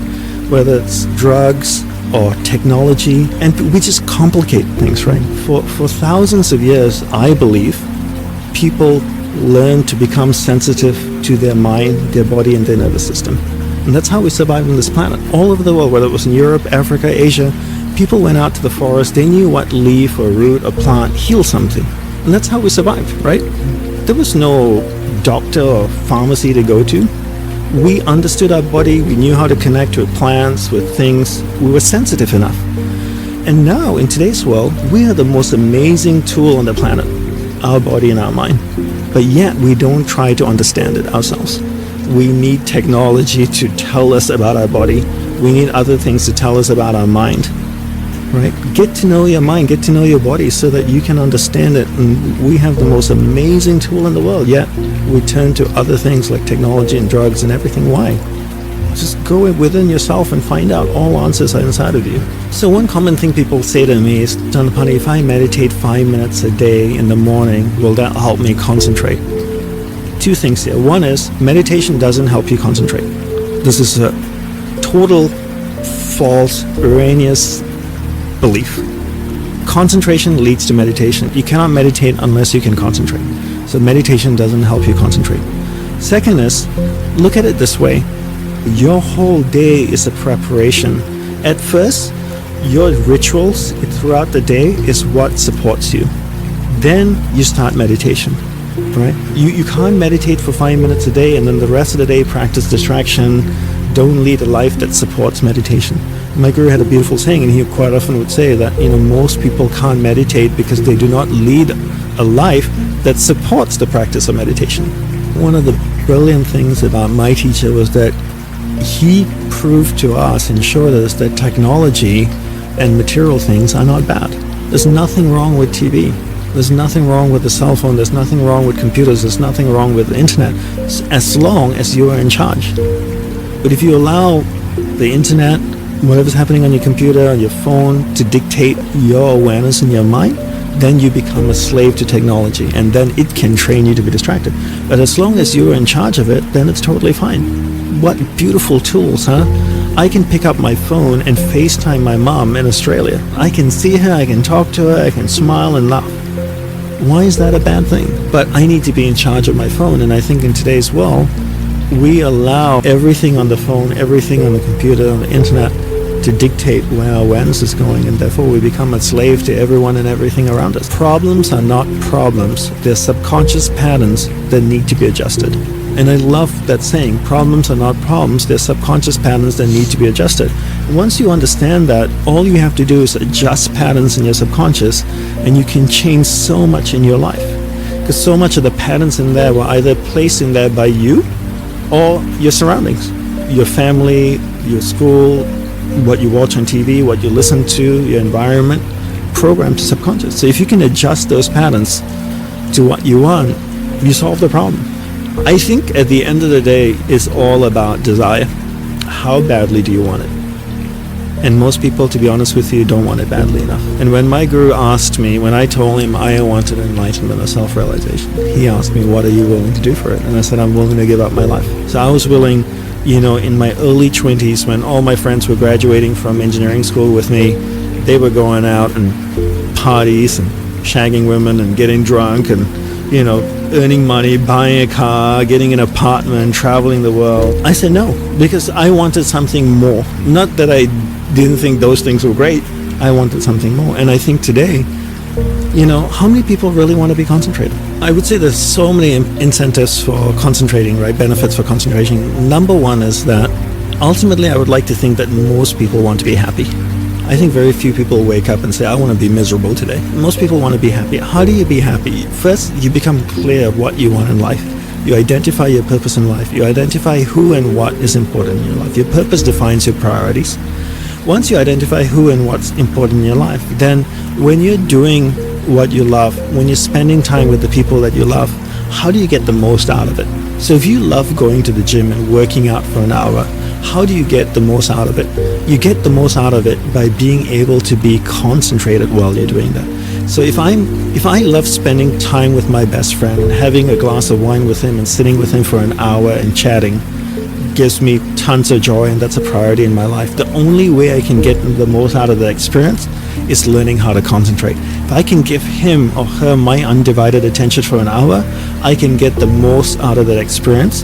The byproduct of that is I feel happiness, right? At the end of the day, if you really want to have a life that's a happy life, you really have to be clear who and what's important in your life. And in doing those things, you have to be fully present. And the only way to be fully present so that you can fully experience those experiences is to be able to be concentrated. Your brain is the most powerful weapon in the world. Once you put away your phones and your computers and all that we have nowadays, yeah, it's great. We're up to date. But your brain is the only thing you have when you're going through depression, when you're going through hard times, when you're going through death. Real life, you can't Google that, man. You're alone. You're alone. You may have a shrink you're going to, you may have a best friend you're going to, but there's 24 hours in the day where you're alone in this brain. And your brain is talking to you in all kinds of ways. And it wants to control you and pull you in these different pockets. If you can't control your own brain and your brain controls you, you got to tell your brain where you want to go and how you want to go and how you want to get there. You got to control it. If not, it's over. What existed for me was, okay, man, how am I going to make this work? And all I knew back then was hard work. The only way anything gets accomplished. That's all I heard back in those days. You got to work hard. You got to work hard. I'm not getting I can't get this paragraph. I can't remember what in this paragraph to pass this test to get in the military. Read again. Still not getting it. Read again. But if you're not getting it, write it out. And that's how I started learning. Okay, well, I got to write out everything I do. And then write it out again. And write it out again. And guess what happened? I got it. I got it. I can't swim. I'm negative buoyant. Go back again. I can't swim. Go back again. Go back again. Go back again. I got it. I realize if I keep going back and going back and going back until this just becomes, your mind will say, okay, we're going to figure it out. Because he is not going to stop. It's not like I'm going to try one more time. No. It's just like alarm clock goes off, boop, we're going back. I can't read right, we're going back. I gave myself no way out, and my mind realized that. They said, okay, we're going to adapt and overcome now. Like a lot of people say, trying hard. Your mind knows, man. It knows this guy's bull. Man, this guy's lying. There's no truth behind it. When I was in Navy SEAL training, people go, how were you there for 18 months? The program was only 6 months long. You were in 3 hell weeks in 1 year. No one's ever done that. How did you do that? I talk about the new norm. When I lived in a $7 a month place when I was growing up for a short period of time, I loved it. I didn't know any different. That was my norm. Once we moved out of that place, we moved to a $236 a month place. I was like, I never want to go back to that little piece of shit. But if you go back to that $7 a month place and you realize this is where I live, this is all I got. Your mind says, roger that, this is home.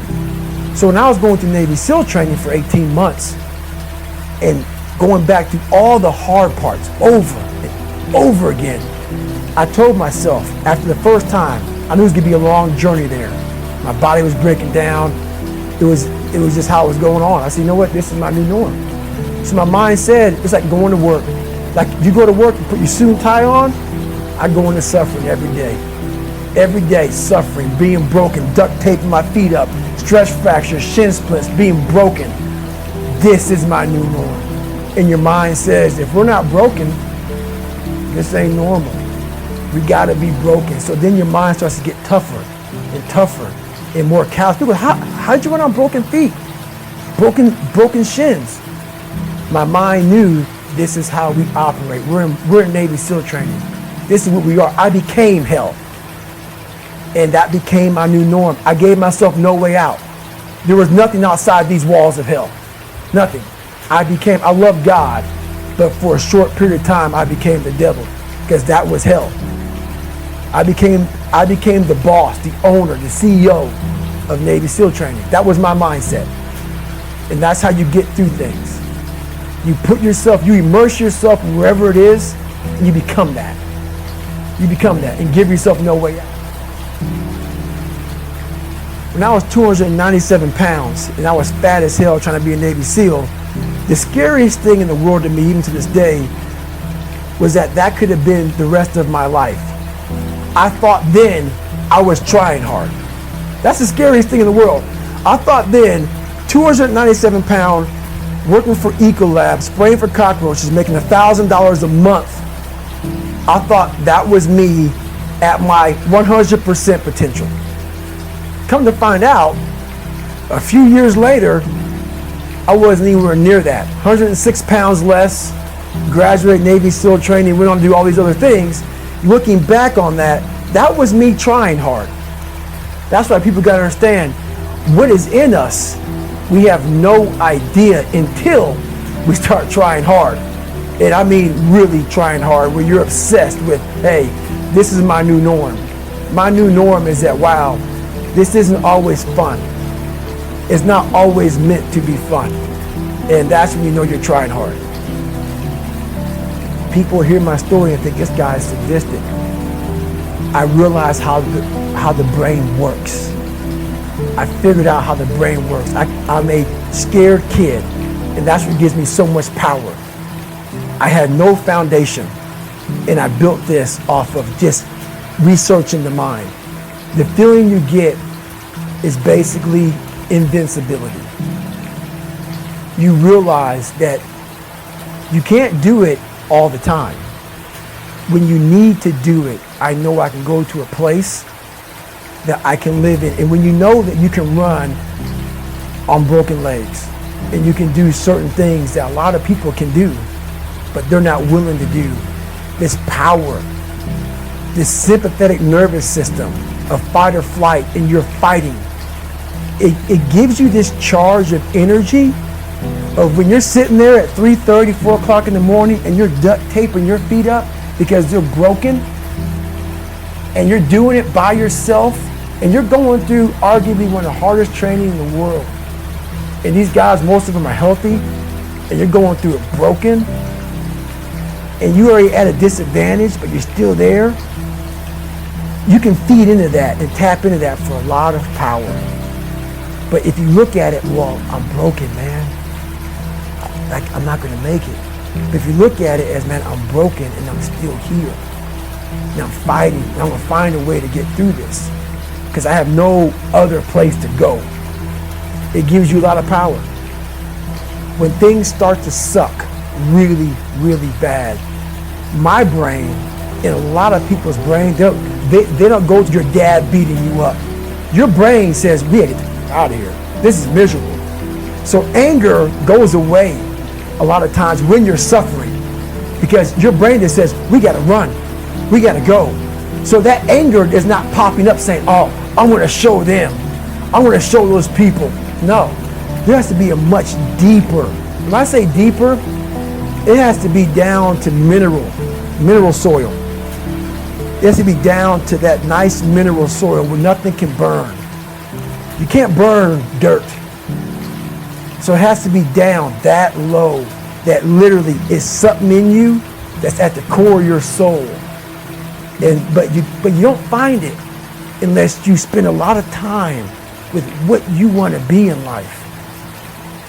I can't give that to you. Right. You can't give it to somebody.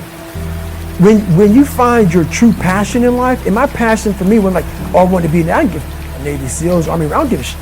I want to serve my country. I cared about, I want to be someone that I'm proud of. I want to look at myself in the mirror because I was so disappointed. That accountability mirror I talk about, I was so disappointed in what I saw every day. I wanted everybody to love David Goggins. And a lot of people did. I didn't love myself. But I knew a lot of us want to find peace first. So people say, man, you always talk about this suffering and pain. I'm at peace right now because I went through that. You don't find peace first. If you do, Merry Christmas. More power to you.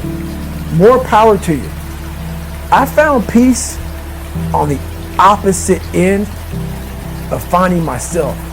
And no one really finds themselves without going through trials, tribulations, suffering, accountability. And accountability is suffering. Being accountable every day for doing right for yourself, for the people next to you, it's miserable. It's hard. So, even the smallest details. If somebody tells me visualize, I go, why? Like, how does it work? You ask me to visualize, like, why does it work? Like, why should I invest my time on that versus something else? If you're asking me to use affirmations, like, how specifically, why, how does it work?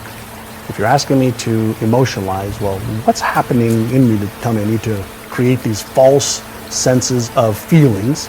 I want to know why it works. And why does it work, especially emotionalizing? I think that's something that people hear a lot. I talk a lot about embodying something, really feeling it. Yeah. But why does it work? Great question. It has to do with circuits in the brain and neurochemicals that are released. And so when we feel something, chances are that we're going to release dopamine in the brain, the feel-good neurochemical that activates the reward center of the brain. And chances are if we feel that and we have this positive emotion around it and that neurochemistry is flooding our brain and our body with feel-good chemicals, we're actually activating the motivational center of the brain. And so when we visualize, when we set a goal, when we take an action step, when we emotionalize, when we read our goals, the initial flood of neurochemicals, dopamine, serotonin, feel-good chemicals, and then if we share it with a friend, oxytocin, those three neurochemicals, those are the neurochemicals of goal achievement. But then there's the other side of it, the other circuits of fear, of stress, where norepinephrine, cortisol, or epinephrine, the stress hormones can be released as well. And so I'm fascinated, and I want to teach people the stuff that we've learned about beliefs, self-esteem, self-worth, fears, and the stuff that really holds people back. Because all the how to get healthy and stay healthy, we know. How do I build a business and sustain it? We know. How do I get into a relationship and make it successful? We know. We know most of the how-to for anything that anybody wants to do in this time frame that we live in. So the how-to is the easiest part of the equation. So the harder part of the equation is, why am I not doing the things that I know I should be doing? And why am I not doing the things that I could find out easily how to do? Let's talk about that. So in your real estate company, you said, I'm giving everyone the same training, they're reading all of the same books, and yet they're not getting the same results. And it wasn't like, oh, well, the smart people are doing better than the dumb people. You said sometimes it was people that you were like, God, in real life, this guy's not that bright, but he's crushing it. So what ended up being the difference between the people who didn't do anything with the information and those that did? So this is going back sometimes, I think in 1992 we were stuck, but I knew there was more possibility, there was room for growth. And I wanted to figure out if the stuff that I did in the 80s when I was a kid, that broke free, would it work with some of my agents? And so we took 75 agents, randomly agents said, hey, do you want to get into a 6-month program to retrain your brain, your subconscious brain, around your beliefs about what is possible for you to achieve, around your habits of what you have to do in order to achieve that. And we focused on retraining their subconscious mind. And so for 6 months, they had to go through a process of listening to certain audio tapes, reading certain materials every day and following the process of training their brain, specifically their subconscious brain, which controls 95 to 98% of all of our thoughts, emotions, and behaviors today. And within 6 months, that group increased sales by $100 million. Jesus. $100 million. And I said, holy shit, right? This is working. And so we started to teach. Some of what we teach now in Neurogym, actually now we have the technologies, we have the systems that are far better than what we did back in the 90s. And we went from 1.2 billion to 4.5 billion a year. And it wasn't because we taught them any more skills to be real estate agents. We taught them how to change the way they thought about themselves. We taught them how to change their habits. Our agents who made $750,000 or more were in front of a client 75% of the time. And when we asked all the agents that weren't in front of more clients, like, why are you doing that? Like, why aren't you in front of people that are going to help you earn more income? Oh, well, we're busy doing this and doing this and doing this, and they had stories and excuses and reasons why.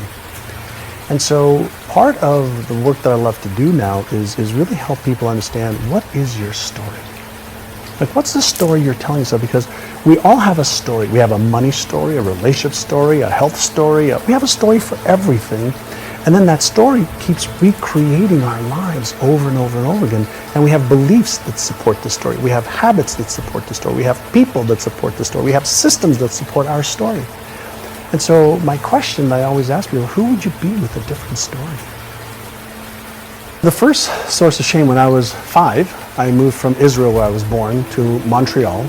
And I just started kindergarten in Israel, and then I was thrown into a class with 50 kids in Montreal in grade 1. I didn't speak English or French.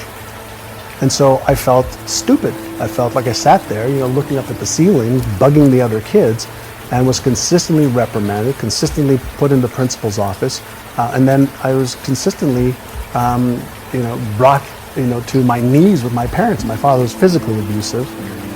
Which is a challenge in itself. The words weren't a way that he communicated. Hands and feet were his way of communicating. And so when I did the wrong things, that was the punishment.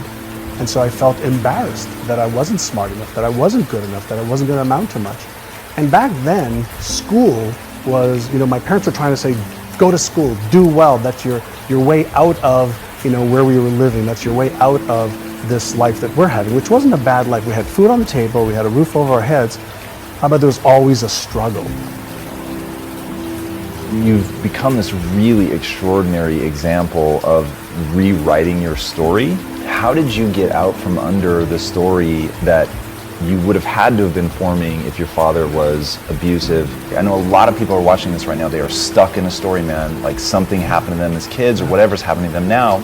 They don't know how to get out from under that story and could never conceive of having a beautiful relationship, that they've re-explored and reimagined. Yeah. When I was in my 20s, one of the things that Alan put me on a path to was personal development. Read a book a month, go to events, listen to cassette tapes back then of motivational stuff, for motivation, for inspiration, for strategies, for tactics of what to do to raise your level of skill and knowledge. So I went to this event and I brought up this challenge that I had with my father. And the instructor said, when are you going to forgive him? I said, never. I'm never going to forgive him. Forgive him. There's so much pain. And the instructor said, well, if you're never going to forgive him, then you're the one taking the poison pill, hoping he's going to die or he's going to be affected. He says, you don't forgive him for him. You forgive him so you can move on. That was like, aha, number one. And then he said, why don't you ask your father why he did it? Oh. Like, why was he like that? And so when I mustered up enough courage on the phone with my father, I said, Dad, how come you've never said I love you? He goes, well, my father never said he loved me. That's not what a man says. But you say to my sister, he says, well, that's okay to say to a girl or to a woman. I said, why did you hit me so much? Why did you? He says, because you were being a bad boy. I said, but why didn't you talk to me? Why didn't you just talk? And he says, well, because my father hit me too. I had to put you in your place. I had to teach you the right way to stop the behavior. And it was at that moment that I realized he just didn't know better. That's what he learned, was the process to try and help me. It took 3 years. I used to call him every week. I started telling him, I love you, Dad. Hang up. I love you, Dad. Hang up. I love you, Dad. Hang up. Then one day he says to me, I love you too, boy. And then he has never not said I love you to me, my brother, or my sister since then. On my epitaphs, he lived, he loved, he gave, he had fun.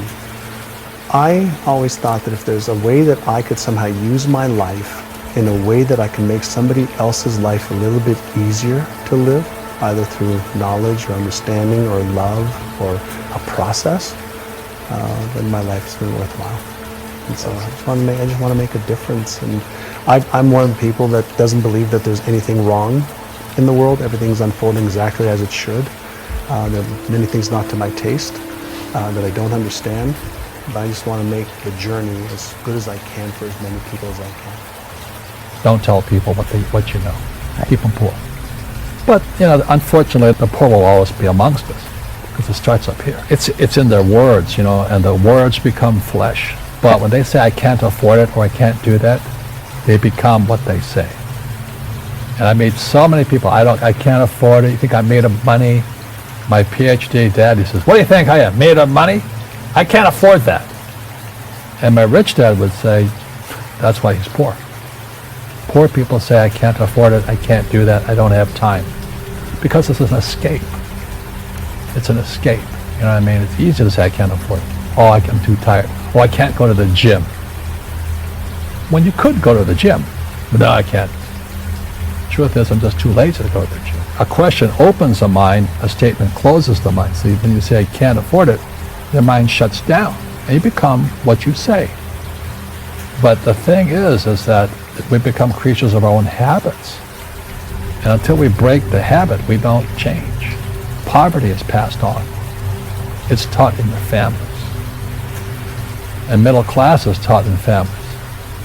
And so the people right now who are sitting at home, who are struggling financially or worried about money or unhappy, they may be making a lot of money, but unhappy with what they're doing, it was probably taught to you. Your superego was taught, get a job, work hard, or you'll never be rich, or the rich are evil, or whatever. If you're poor, you'll always be poor. Just like most pro athletes, they make millions of dollars, and 65% are bankrupt 5 years later. It's because they come from poor families. Now you tell them that, they get very angry at you. It's the rich fault. It's you guys ripped me off, and government ripped me off. But unfortunately, it's passed down genetically. That's the frightening thing. We've got to change what we teach our kids. So I remember raising my hand when I was 9 years old, talking to my fourth grade teacher, and I said, when am I going to learn about money? She says, the love of money is the root of all evil. We don't teach money at school. I said, why not? And she couldn't answer me, and she got very flustered. She says, go ask your father. He's my boss. My father was the head of education, PhD, all that stuff. I go home and ask him, said, why don't we learn about money in school? And he looked at me and says, because the government doesn't let us teach that subject. The government tells us what we can teach and what we can't teach. And I thought that was strange. And I said, but aren't we going to school to learn about money? He says, no, your job is to get a job. I said, but you get a job to earn money. He goes, no, you're supposed to just get a job. I went, no. Isn't the purpose of a job to earn money? He goes, you're correct. I said, so why don't I just learn about money? I can skip the job part, And he got flustered and he said, look, if you want to learn about money, why don't you ask your best friend's father about money? So I asked him. He said, because Mike's father is an entrepreneur. And I said, what are you? He says, I'm an employee. I'm a government employee. I went, oh. What's the difference? He says the difference is an entrepreneur must know about money, or they're no longer entrepreneurs. And he says an employee doesn't have to know anything about money, because the government will take care of them, the company will take care of them. Money on one condition, and that condition was he would never pay me. He says, the moment I pay you, you think like an employee. He says, that's the trap. Entrepreneurs work for free. And now I'm 9 years old, my head's going cracking in half. He says, you never want a paycheck. You understand that, kid? I said, okay, I got it. And he says, well, how do I make money? He says, that's what entrepreneurs figure out. It's like, it's a cat, which comes first, the cat or the cat chasing its tail. And I said, so how do I learn about money? So he would just break out a Monopoly game board. So I would work for free. I'd pick up cigarette butts and get hotels and restaurants, and I would clean and do menial tasks. And as I got older, I started getting into office work and marketing and accounting, and I was an apprentice basically, but I always worked for free. He says that the moment you accept a paycheck, your brain goes dead. As long as you're hungry, you'll think. And he was a great, great teacher. You see, most teachers in school, they're out of ethics. They teach subjects they themselves don't practice. A fake teacher is somebody who just wants a job and they'll teach anything. They teach how to shine shoes, you get paid on more money. But they really don't know what they're teaching. For example, my calculus teacher, went to military school in New York, and I asked the teacher, I said, I'm in my third year of calculus now. I said, am I ever going to use this stuff? He goes, no. I said, why do you teach it? Because I get paid. I said, do you ever use it? He goes, no. And that's why, you have to, in life, one of the things I suggest to people, you got to find a real teacher versus a fake teacher. And a fake teacher is somebody who doesn't do what they teach. And a real teacher is doing what they teach every day. School systems are making our students weaker. So in school, they have these things called now trigger effects. So you can't, as a teacher, you can't say anything that might upset the student. They don't want anything that might jar their point of view.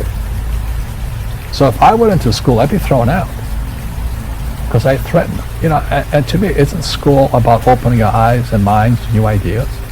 But that's now out of the system. So everybody's got to be PC, politically correct now. And it's killing us. It's killing the brains of our kids. They're going backwards. But in their minds, they're more enlightened.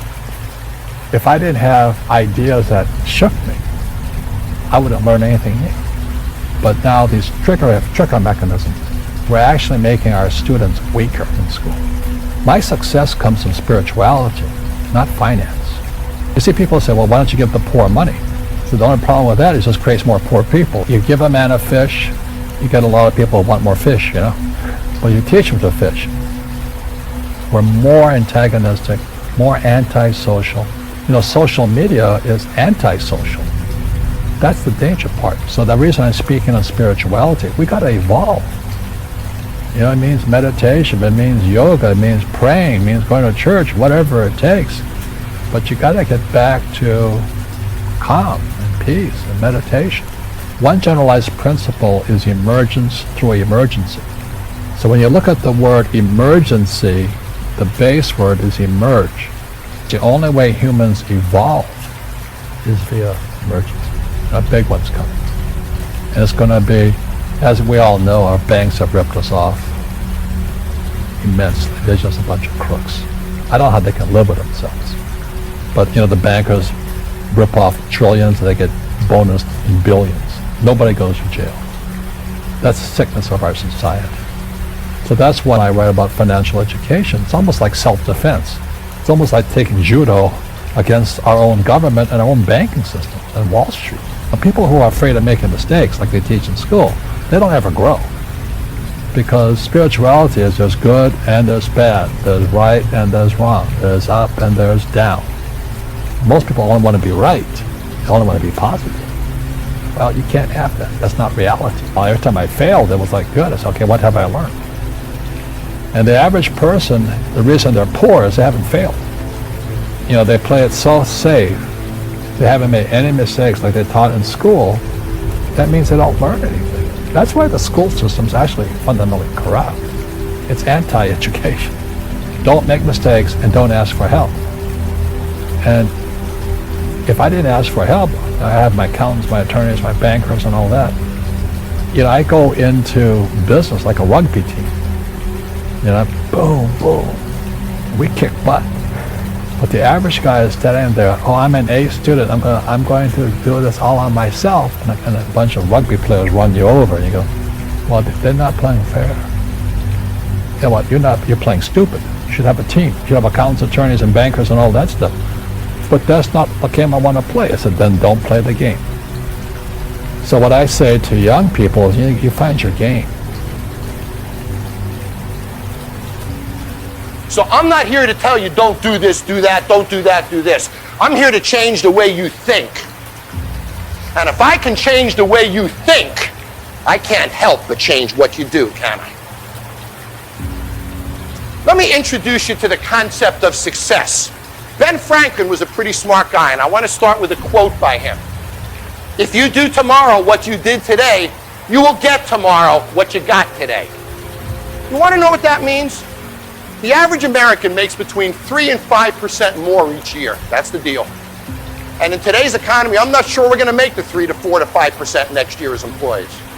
So it takes you 20 years to double your income in America as an average person. That's the mediocrity that we're stuck in life.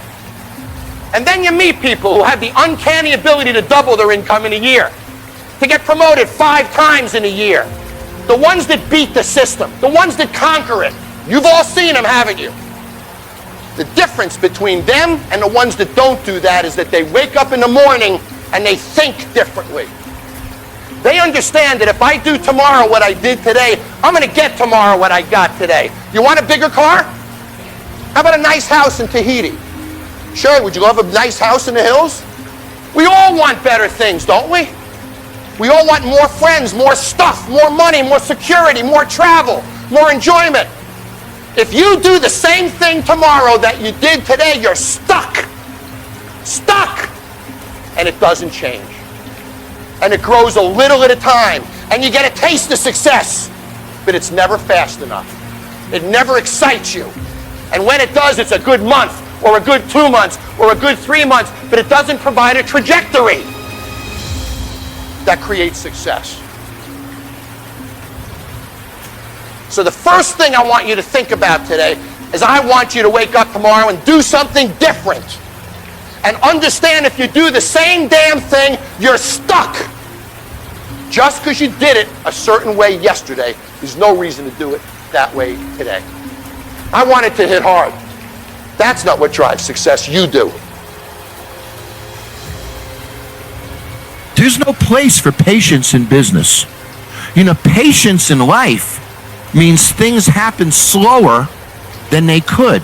So if you're going to be on this planet for 70 years and things happen slower than they should, at the end of 70 years, you're going to have less, aren't you?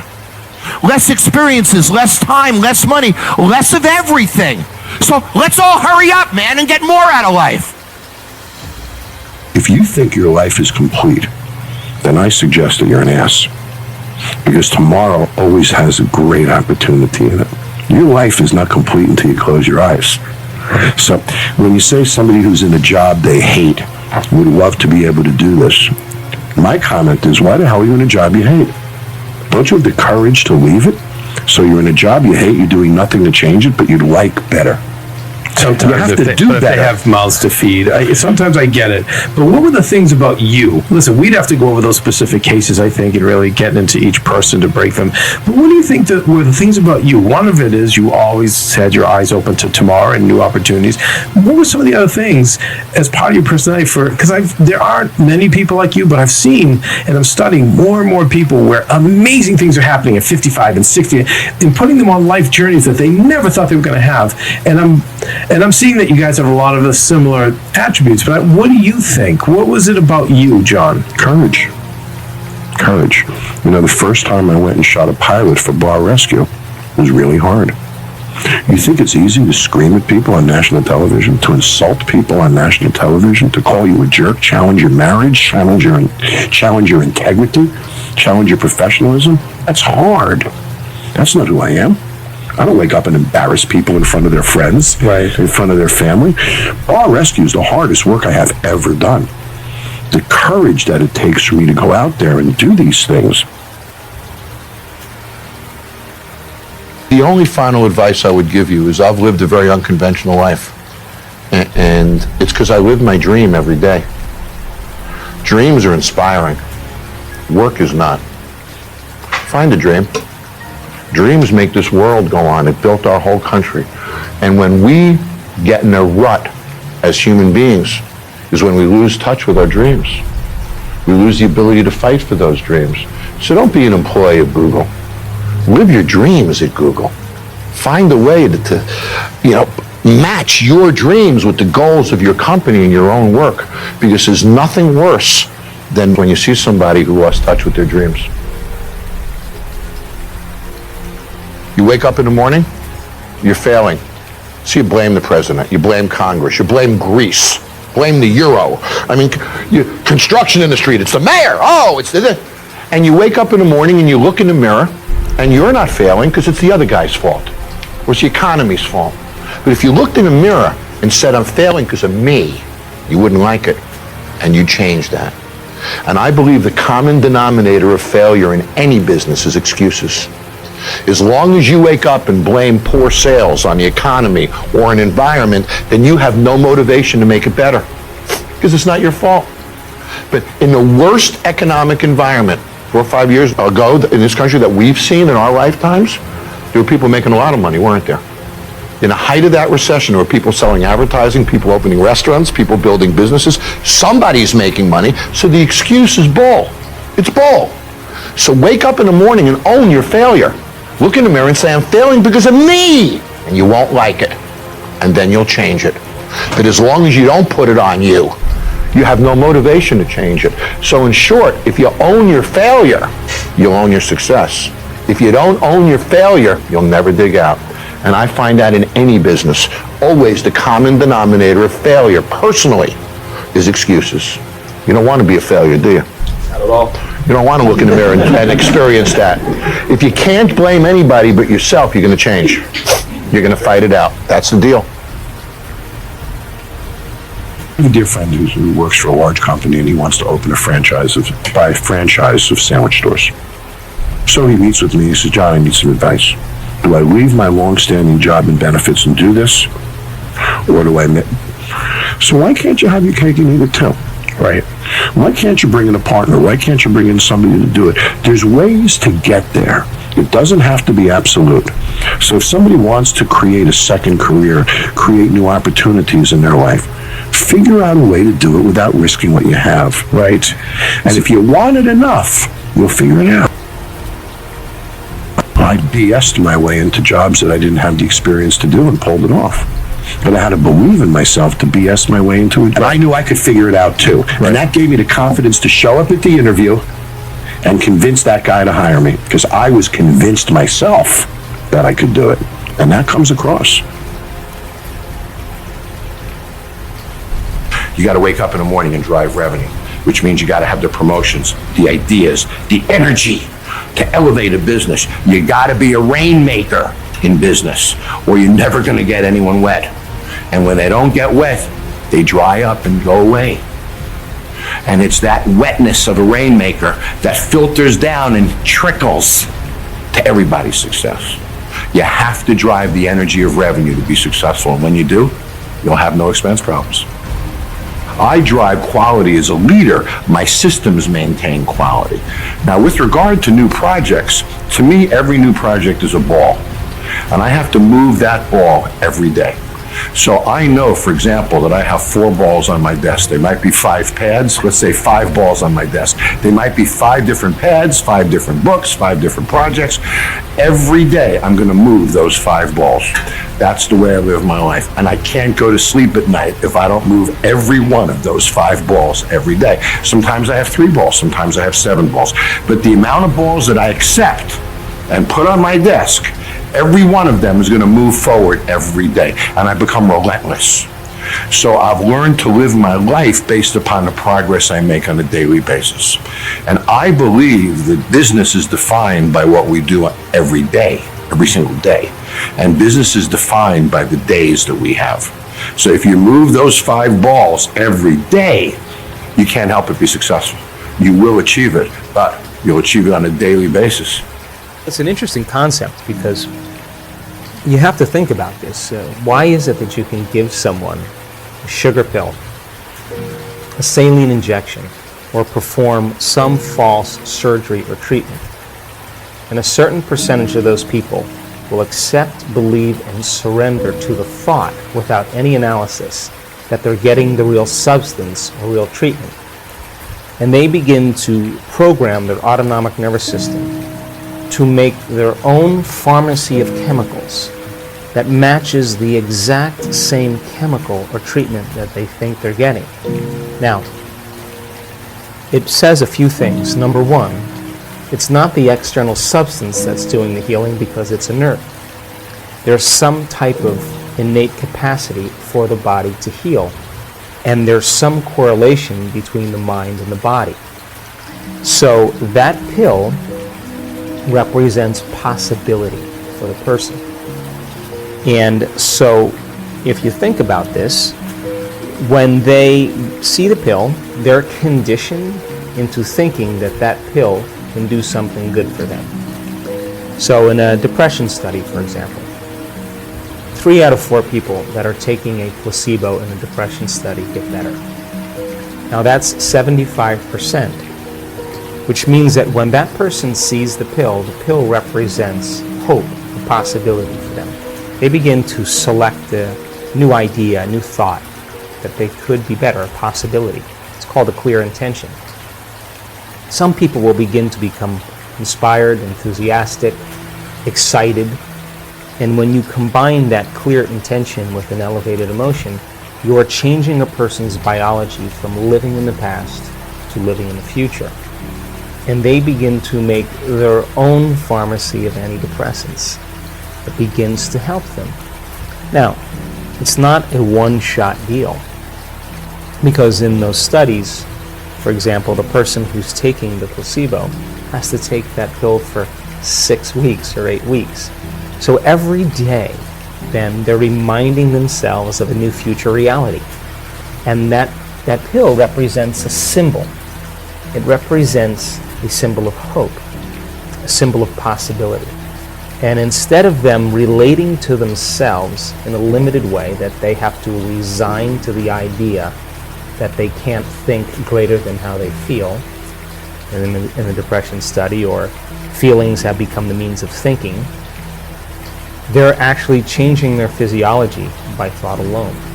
And the redundancy and the repetition of that cycle begins to select different functions in the nervous system, and your nervous system is the best pharmacy or drug producer in the world, and begins to select new genes and instruct new genes to cause a person's biology to begin to change. And if you keep knocking on the genetic door, there's a good possibility that you can program a gene or upregulate a gene to do something well and downregulate a gene to turn off. And so my interest is in understanding how the placebo works. How does it work? Once you understand how it works, will you be able to teach it? Because do you need the sugar pill in order to move into a new state of being? Or can you teach a person to select an unknown instead of a known, and continuously select that unknown and emotionally embrace that future before the event occurs, so much so that the body, as the unconscious mind, begins to believe it's living in that future reality in the present moment. And if the person does that, just like taking the placebo for 6 weeks, alters their state of being every single day, is it possible that that unknown becomes a known, and they begin to change their physiology and biology just by thought alone? You better be willing to have a new experience that is no longer a wishy-washy belief. It has to be a very strong impression in your biology, which comes with an accompanying experience that then changes your biology to understand you believe something else. But that's not the end either, because then you have to question from that point, what is the next belief that helps you to understand the next thing? For example, the person in our work who, I'll use a simple example, has a very, very difficult marriage.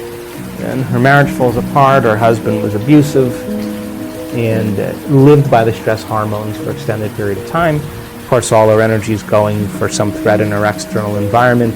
She has no energy in her internal environment for growth and repair. No energy for long-term building projects. The body is in vigilance. It's always anxious. She's anticipating something bad happening all the time. And she's got food allergies to everything. She's allergic to her environment. She comes to the event, she does the work, it takes her 3 months, and all of a sudden, in one event, she has a breakthrough, and she's eating anything she wants. Now, she's changed her belief about her past because she's no longer saying, I am this way because of my relationship with my husband. See, because when you say, I am this way because I had an abusive father, I am this way because I had a difficult marriage, I am this way because I got fired from my job, what you're saying is, I haven't changed since that event emotionally. And so now you're viewing your future through the lens of the past. When you overcome that emotional state, a memory without the emotional charge is called wisdom. Now you're ready to create a new future, because if you're still attached to the emotion, you're still attached to the past, and you can't create a future. So all of a sudden now, the person has a transformation. She has a shift. She knows that she's liberated from that anxiety. She feels it. And as a result of it, in a matter of moments, Ben, her biology reorganizes to a new mind. And now she's eating, I'm watching her eat pizza, I'm watching her eat a hamburger, she's laughing, and it's sustained. But that's not the end. Because if she's healed herself, then the next question is, I understand the physics and biology of what I've done. Is it possible if I heal myself that I can heal another person? If people are really, really believing that their astrological sign determines their destiny, then they will look for, based on their perception, the correlations that are equal to their belief system. I don't particularly believe that because I'm born at a certain time under a certain house that has anything to do with me creating the life that I want to have, right? So many people will, though, and because they do, they'll select, like, oh, I saw 11:11 on the clock. Well, you've seen 2:36 on the clock and 4:18 on the clock, but you're looking for 11:11. Well, then that's your reality, because that's where your attention is, right? So I don't subscribe to that, but I respect that, because that person is going to keep that belief until it no longer serves them, and they're either going to evolve their belief or they're not. And if they don't, so be it. But if they do, they're going to realize sooner or later it's not working for them. I have certain beliefs right now that I honestly am questioning, that I still think are limited beliefs. But in order for me to change those beliefs, I'm going to have to come out of my resting state, have to step out into the unknown, and really check to see and execute in a very different way. I can tell you that there is a strong majority of people who are still taking the placebo, who are still making their changes. Because we know that, like in a Parkinson's study, you give Parkinson's patients a placebo, and more than 50% of them, their intention tremors go away. But if you take those people after they're making 200 times the amount of dopamine by getting a saline injection or an injection of distilled water, they're making their own dopamine. Parkinson's is a deficiency in dopamine.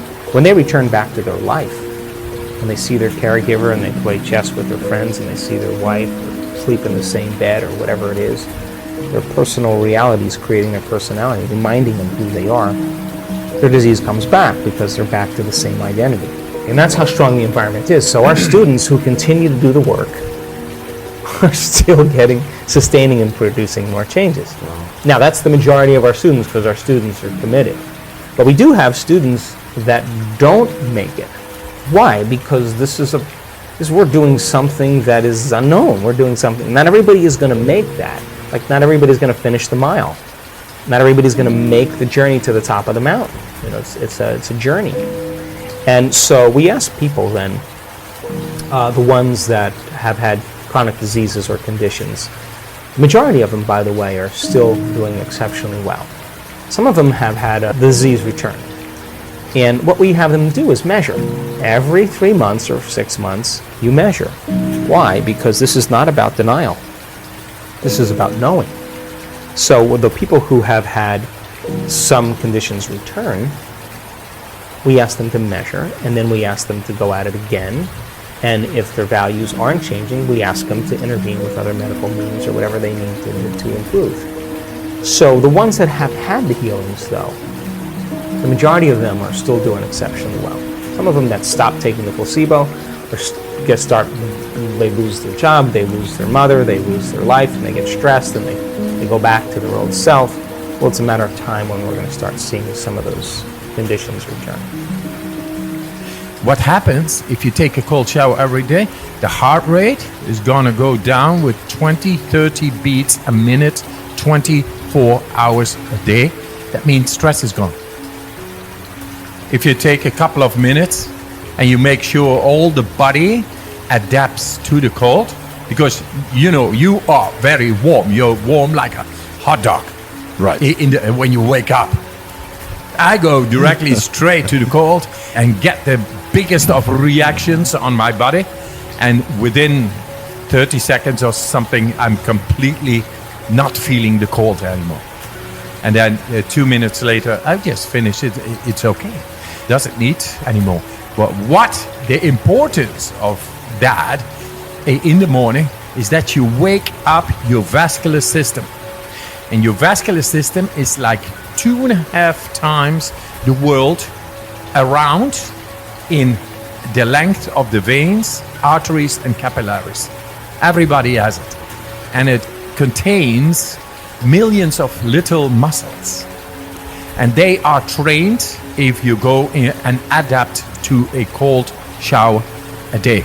And that way, your vascular system is optimized, and then your heart doesn't need to pump so much, because all these millions of little muscles, they help the blood flow go through. And they work with each other.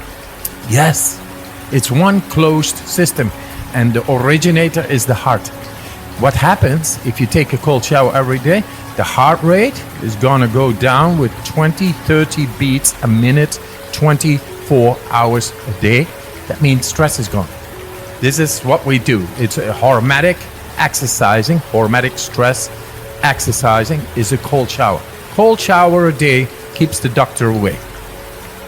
What happens more is that the blood flow runs much better through the system. The nutrients, vitamins and minerals and oxygen, they get better to the cells. It produces more energy. That's why everybody feels so energized directly after the cold shower, because the system is getting better into feeding all the cells of ours, which makes up molecules, which is energy. You feel more energy. Now, because my vascular system is really trained, I just take the cold shower. And when I take my ice bath, which is even more colder, I say to the people, I recommend 2 minutes, but then very soon you are able to go 5 minutes. And today, you and me, we go for 10 minutes, because we're going to set our mind. The power of the mind is amazing. This is what I've been showing in the last study, to be able to make my skin temperature not going down while ice water gets on the skin just by using the mind. Isn't that amazing? And that means we are able to make stress go away just by using our mind. And this is the result after so much training and exposing myself into the cold, that I've learned to awaken direct connections in the brain that enables me, just by thought, to make the difference in my body whenever there is stress. And that stress could be emotional, physical, bacterial, virus stress, mental stress, daily stress, stress and congestions. Stress is stress. And you are able, just by using your mind, to deal with that type or any type of stress. That is the message. You got oxidative stress and hormetic stress. Oxidative stress is negative. That means that things you cannot handle, and they get into the cell mechanisms, and they have an absolute negative influence on the cell mechanisms and the mechanics and the telomeres, the longevity, the cell division, the DNA, and it produces wrong genome expressions, which makes you sick or even cancer in the end. Stress is like an attack on our healthy mechanisms. And if we learn how to deal with stress, the healthy mechanisms stay healthy. That's the whole trick. And this is what we do right now in San Francisco with 140 people, with the top researchers on the DNA, to show how to protect the cell by exercising, the cold showers and the breathing exercises. They are into positive stress activation, which is hormetic stress, and that makes the cell protected by proteins around the cell, like little guards, like little warriors who fend off viruses, bacteria, inflammation, and oxidative stress. So then the cell remains intact, and the healthy production of the mechanics of the cell, they are able to flourish and to keep on going. It's amazing what we found. Because of me doing a study, and I will show you the study. The first study, I was staying like 80 minutes in ice up till here. They took blood, like 36 of tubes out of my arm, while I was 80 minutes up till my neck in ice. And my core body temperature remained 37 degrees, 80 minutes long. And then they took the blood, and the blood, they injected E. coli ex vivo. So I was not there, but my blood was there. And normally you have a very violent reaction of the immune cells on the E. coli bacteria injected in the blood serum. And now there was zero reaction. They never had seen that. And then they said, can you do this when we inject you directly in your veins? I said, yeah, hey, let's try it on. I think so. But I did not become sick. I did my breathing techniques. I used my mind, and I did not become sick. I felt great. And they saw that I was influencing directly at conscious will the autonomic nervous system. Thought of inaccessible in medical scientific literature, that humans are able to do that. And I was showing the contrary. So with that, they said, yeah, but you are the Iceman. You are special. You are different. You are a freak of nature. This is, with normal people, not possible. Then I told them, yes, give me people for 10 days, and I will make them able, what science is saying that is not possible with the human physiology at will, I will make them able at will to influence so deep within their bodies, and with that we will change medical literature as it is. And they said, okay, finally, they said, yes, let's do it. And we did a comparative study with 18 people there who did not train with me, and 18 people who I trained. 12 of them were randomly chosen to take part of the injection of the E. coli bacteria. And all of them, non-trained and trained. The non-trained people, they became all sick, and the trained people, after only 4 days of training, they did not become sick. And then they saw 16,134 people who had been exposed to the same experiment all became sick. And then suddenly 12 people did 100% score in one comparative study, showed not to become sick. 100% score. What I do always with people is to go to the mountains. I have a house in Poland, somewhere at the mountain slopes, and I trained the people over there every day, inside and outside, in the snow, barefoot, in shorts, going to the waterfall, and slowly but surely in 4 days climb a mountain in shorts for 5 hours in freezing temperatures and have a great time. Then when we arrived on the top of the mountain, I knew these guys are ready.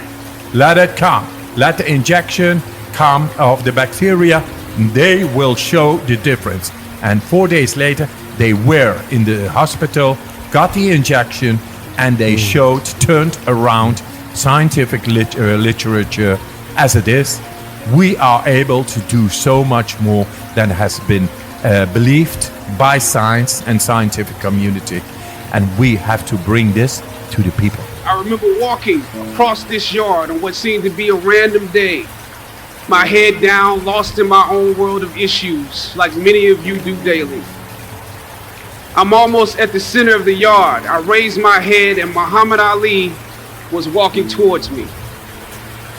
Time seemed to slow down as his eyes locked on mine and opened wide. He's raised his fist into a quintessential guard. I was game to play along with him, to act as if I was a worthy opponent. What an honor to be challenged by the GOAT, the greatest of all time, for a brief moment. His face was as serious as if I were Frazier in the Thriller in Manila. His movements were flashes of a past greater than I can imagine. His security let the joke play along for a second before they ushered him away. And I walked away floating like a butterfly. I walked away amused at him, amused at myself, amused at life for this moment that almost no one would ever believe. I walked away light, ready to take on the world. That is the magic of this place. Almost anything can happen here.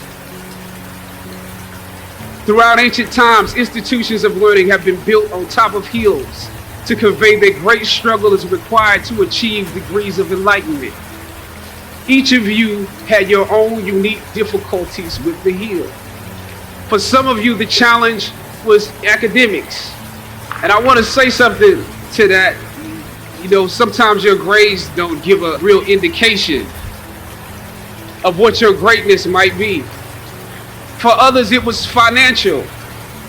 You and your family struggled to make ends meet. You had to work an extra job or two. But you're here. For a lot of you, your hardest struggle was social. Some of you never fit in. You were never as cool and as popular as you wanted to be. And it bothers you. So your social struggles here became psychological. Even though you made it up the hill, you carried the baggage of rejection with you. But you're here. Or some of you went through something traumatic. You made it to the top of the hill, but not without scars and bruises. Some of you fit in too much. You waited until the last minute to do your best work, and it's a wonder that you made it up the hill at all because you carried the baggage of too much acceptance. Most of you graduating here today struggled against one or more of the impediments or obstacles I mentioned in order to reach this hilltop. When completing a long climb, one first experiences dizziness, disorientation, and shortness of breath due to the high altitude. But once you become accustomed to the climb, your mind opens up to the tranquility of the triumph. Most of you need some realizations because right now you have some big decisions to make. Right now, I urge you, in your breath, in your eyes, in your consciousness, invest in the importance of this moment and cherish it. I know some of you might have partied last night. You should celebrate, but this moment is also part of that celebration. So savor the taste of your triumphs today. Don't just swallow the moment whole without digesting what has actually happened here. Look down over what you conquered and appreciate what God has brought you through.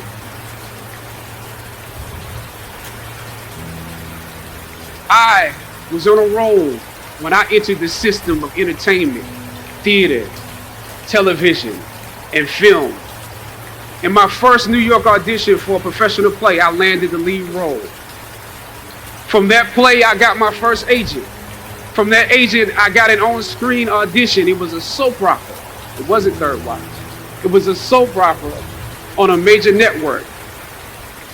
I scored that role too.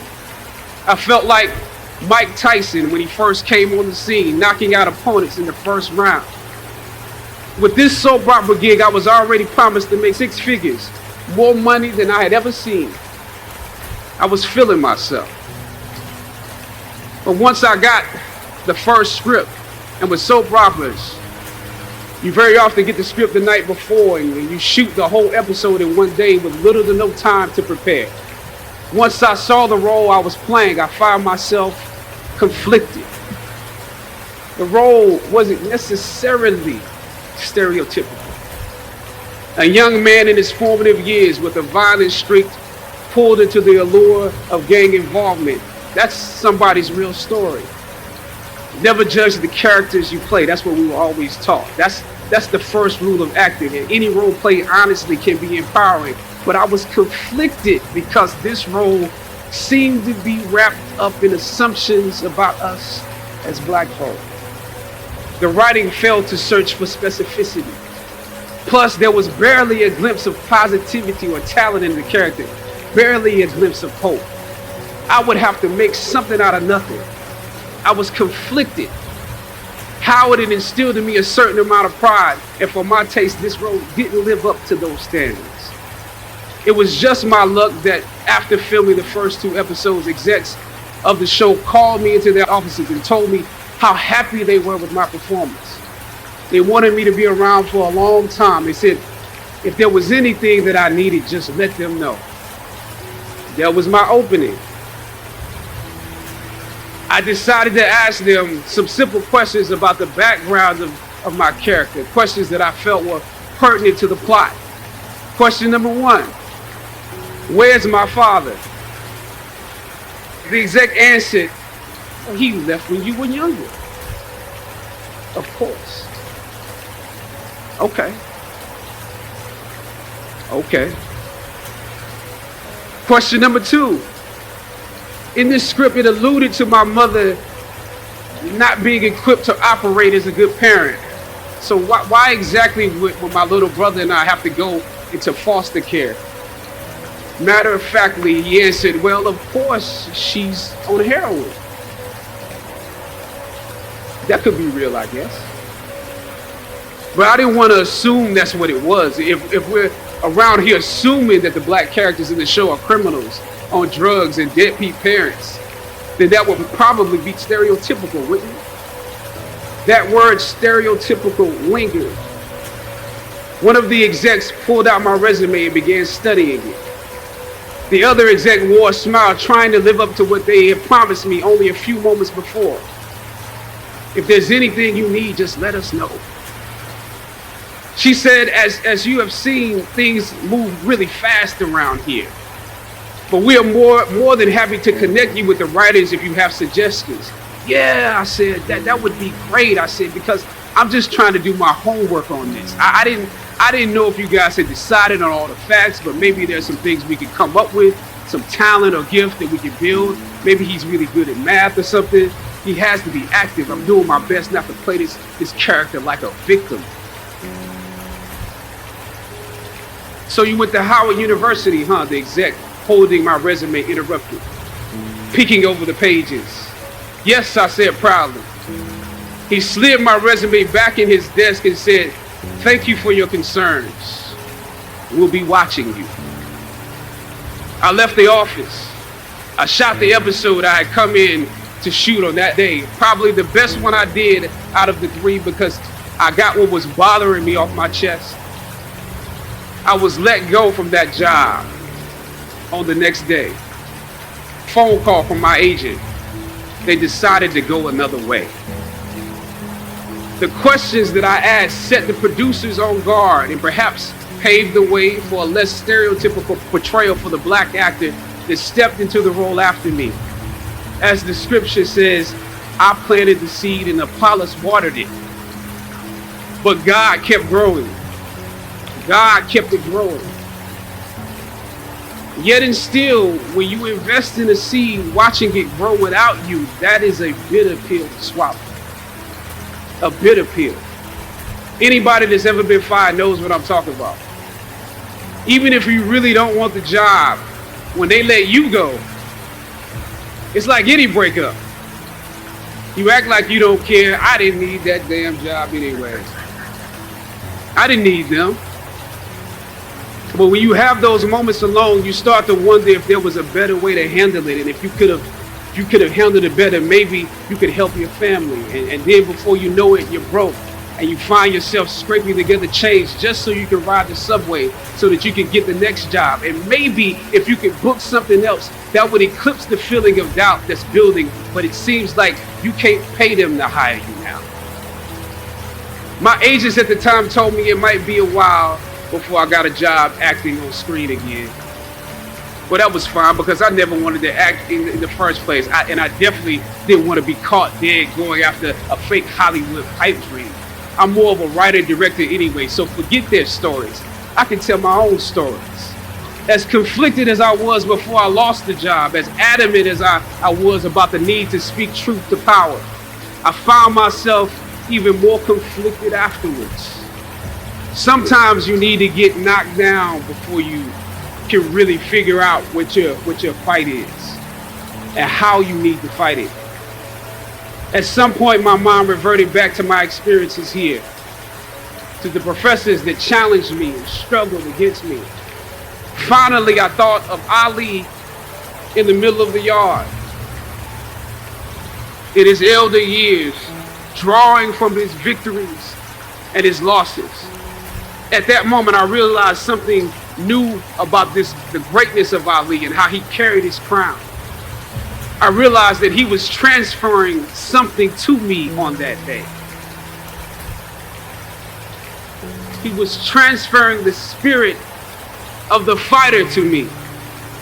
Sometimes you need to feel the pain and sting of defeat to activate the real passion and purpose that God predestined inside of you.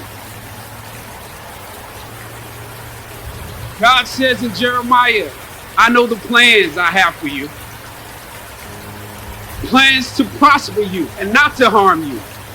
Plans to give you hope and a future. Hear me well on this day.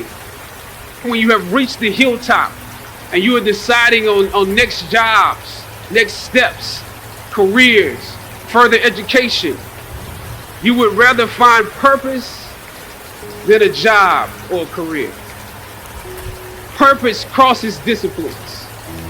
Purpose is an essential element of you. It is the reason you are on the planet at this particular time in history. Your very existence is wrapped up in the things you are here to fulfill. Whatever you choose for a career path, remember the struggles along the way are only meant to shape you for your purpose. When I dare to challenge the system that would relegate us to victims and stereotypes with no clear historical backgrounds, no hopes or talents, when I questioned that method of portrayal, a different path opened up for me. The path to my destiny. When God has something for you, it doesn't matter who stands against it.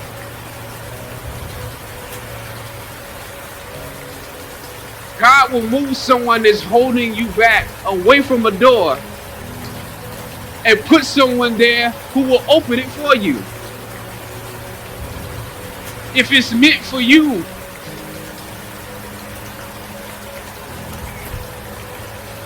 I don't know what your future is, but if you are willing to take the harder way, the more complicated one, the one with more failures at first than successes, the one that has ultimately proven to have more meaning, more victory, more glory, then you will not regret it.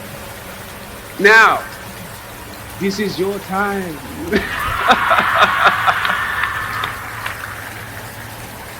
The light of new realization shines on you today. Howard's legacy is not wrapped up in the money that you will make, but the challenges that you choose to confront. As you commit to your past, press on with pride and press on with purpose. God bless you. I love you, Howard. Howard forever.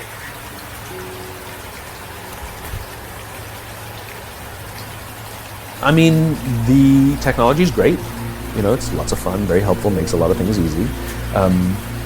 But like anything in the world, there is too much of a good thing, you know? And I think one of the things we don't talk about is what is the balance of technology in our lives. And I would argue that for many of us, it's out of balance. We know that the chemical dopamine is released whenever we get a bing, buzz, flash, or beep from our phone or email, right? So dopamine is the exact same chemical that's released in alcohol, nicotine, and gambling, right? In other words, it can be addictive if left unbalanced. A little alcohol is great. Too much alcohol, not so good. Gambling is fun. Too much gambling, really bad, right? Technology is wonderful. Too much technology can be very destructive and destroy our relationships, like all addictions destroy our relationships, right? And so one of the things we're not considering is what is the right balance. If you wake up in the morning and you check your phone before you say good morning to your spouse, that's a problem, right? If you have phantom beeps, that's a problem. That comes from something, right? If you find yourself incapable of getting through a day without needing to check, that's a problem, right? Now, where it gets really dangerous is with kids, millennials. Some of them aren't kids anymore. So almost all alcoholics on the planet discovered alcohol when they were children. When we're very, very young, the only thing we need is the approval of our parents. Right? When we go through adolescence, we now need approval from our peers. Frustrating for our parents, very important for us because it allows us to acculturate outside of our immediate families into the larger group, right? Very stressful time, and we're supposed to learn in this time of anxiety to rely on our friends, to reach out to our friends for help. That's what we're supposed to learn. Some people, quite by accident, discover alcohol. And then they learn the numbing effects of dopamine actually help them get through the stress of adolescence. This connection, unfortunately, becomes hardwired. And so, for the rest of their lives, when they face any kind of financial, career, or social stress, they don't turn to a person, they turn to the bottle, right? Now, we have age restrictions on alcohol, cigarettes, and gambling, because we know that an immature mind is not yet strong enough or mature enough to deal with the powers of these addicting chemicals, these addictive chemicals, right? So we put an age limit. We have no such age limit or age restriction on social media or cell phones, right? So ostensibly what we've done is we've thrown open the liquor cabinet and we've said to our adolescents, hey, I know this whole adolescent thing is really stressful, so here's the vodka, take as much as you need. That's basically what we've done. And so what we have is an entire generation that's growing up addicted. And like all addicts, they haven't learned the skill set of when they suffer stress to turn to a person. What they do is they turn to the device. And what that only does is increase senses of isolation and loneliness, and can actually destroy relationships. We've all had the experience where you're with somebody, walking down the street in a meeting, out for dinner, whatever, and they pull out their phone, and you feel like an idiot, right? Or when you're talking to them and they're going, you're sort of like, what's the point of this? Now take an entire generation that has no memory of a time before the device. We at least can reference times before cell phones and internet and social media. We at least have a point of reference. They don't. So this is their normal. But that's how they feel. So you have an entire generation growing up with addiction and an increased sense of loneliness and isolation. We're already seeing the results. We're seeing increased rates of suicide amongst this generation. We're seeing increased rates of accidental deaths due to overdoses amongst this generation. We're seeing increased numbers of mass homicides, largely performed by this generation. School shootings, over 70% perpetrated by kids born after the year 1984. Schools, universities are now dealing with numbers they've never dealt with before of kids requesting leaves of absence due to depression. We're already seeing it, right? We're seeing the effects of loneliness and isolation. We're seeing it, and yet we're not reacting to it. We're not doing anything about it, right? And parents are a lot to blame for this. Because parents, there are some schools who want to restrict phones in the schools, and it's the parents who demand that they keep their phones in case of emergencies. Seriously? Seriously? When was the last time the cell phone was used for an emergency? What time are you coming home? What time should we pick you up? And if there is an emergency, you call the office, and they know what classroom the kid's in, and in 5 minutes, they'll bring the kid to talk to you on the phone. Like, the old way worked just fine. Remember we talked before about innovation. It has to solve a real human problem. What human problem exactly did we solve by compressing the 5-minute time frame? We added to the problem. We didn't solve it. So that's one huge problem. So combine that with the fact, so you have an addicted generation that doesn't have the skill set to ask for help. Combined with the fact that they're so good at Facebook and Instagram, they're good at putting filters on everything. So they're good at showing you how smart and strong they are. These kids who commit suicide, you go look at their Instagrams, you would have no clue that they were depressed. Because they're happy and they're star athletes, right? You'd have no clue because they're really good. So when we say silly things like, my door is always open, you're assuming they have the courage to come in. Combined with the fact that they're subject largely, not all, but too many, to a failed parenting strategy. Because their parents told them they were special, they could have anything they wanted, they could be anything they want. They got medals for coming in last, which by the way we know doesn't work. It devalues the medal for the one who comes in first, and the one who came in last, it makes them feel stupid because they know they didn't deserve it, right? The kids got into honors classes not because they deserved it, but because the parents complained. And some of them got good grades not because they earned them, but because the teachers didn't want to deal with the parents. And then the kids graduate college, and they get a job, and in an instant, they find out they're not special. They don't get anything for coming in last. The parents can't get them a promotion, and you can't have whatever you want just because you want it. And in an instant, their entire self-image is shattered.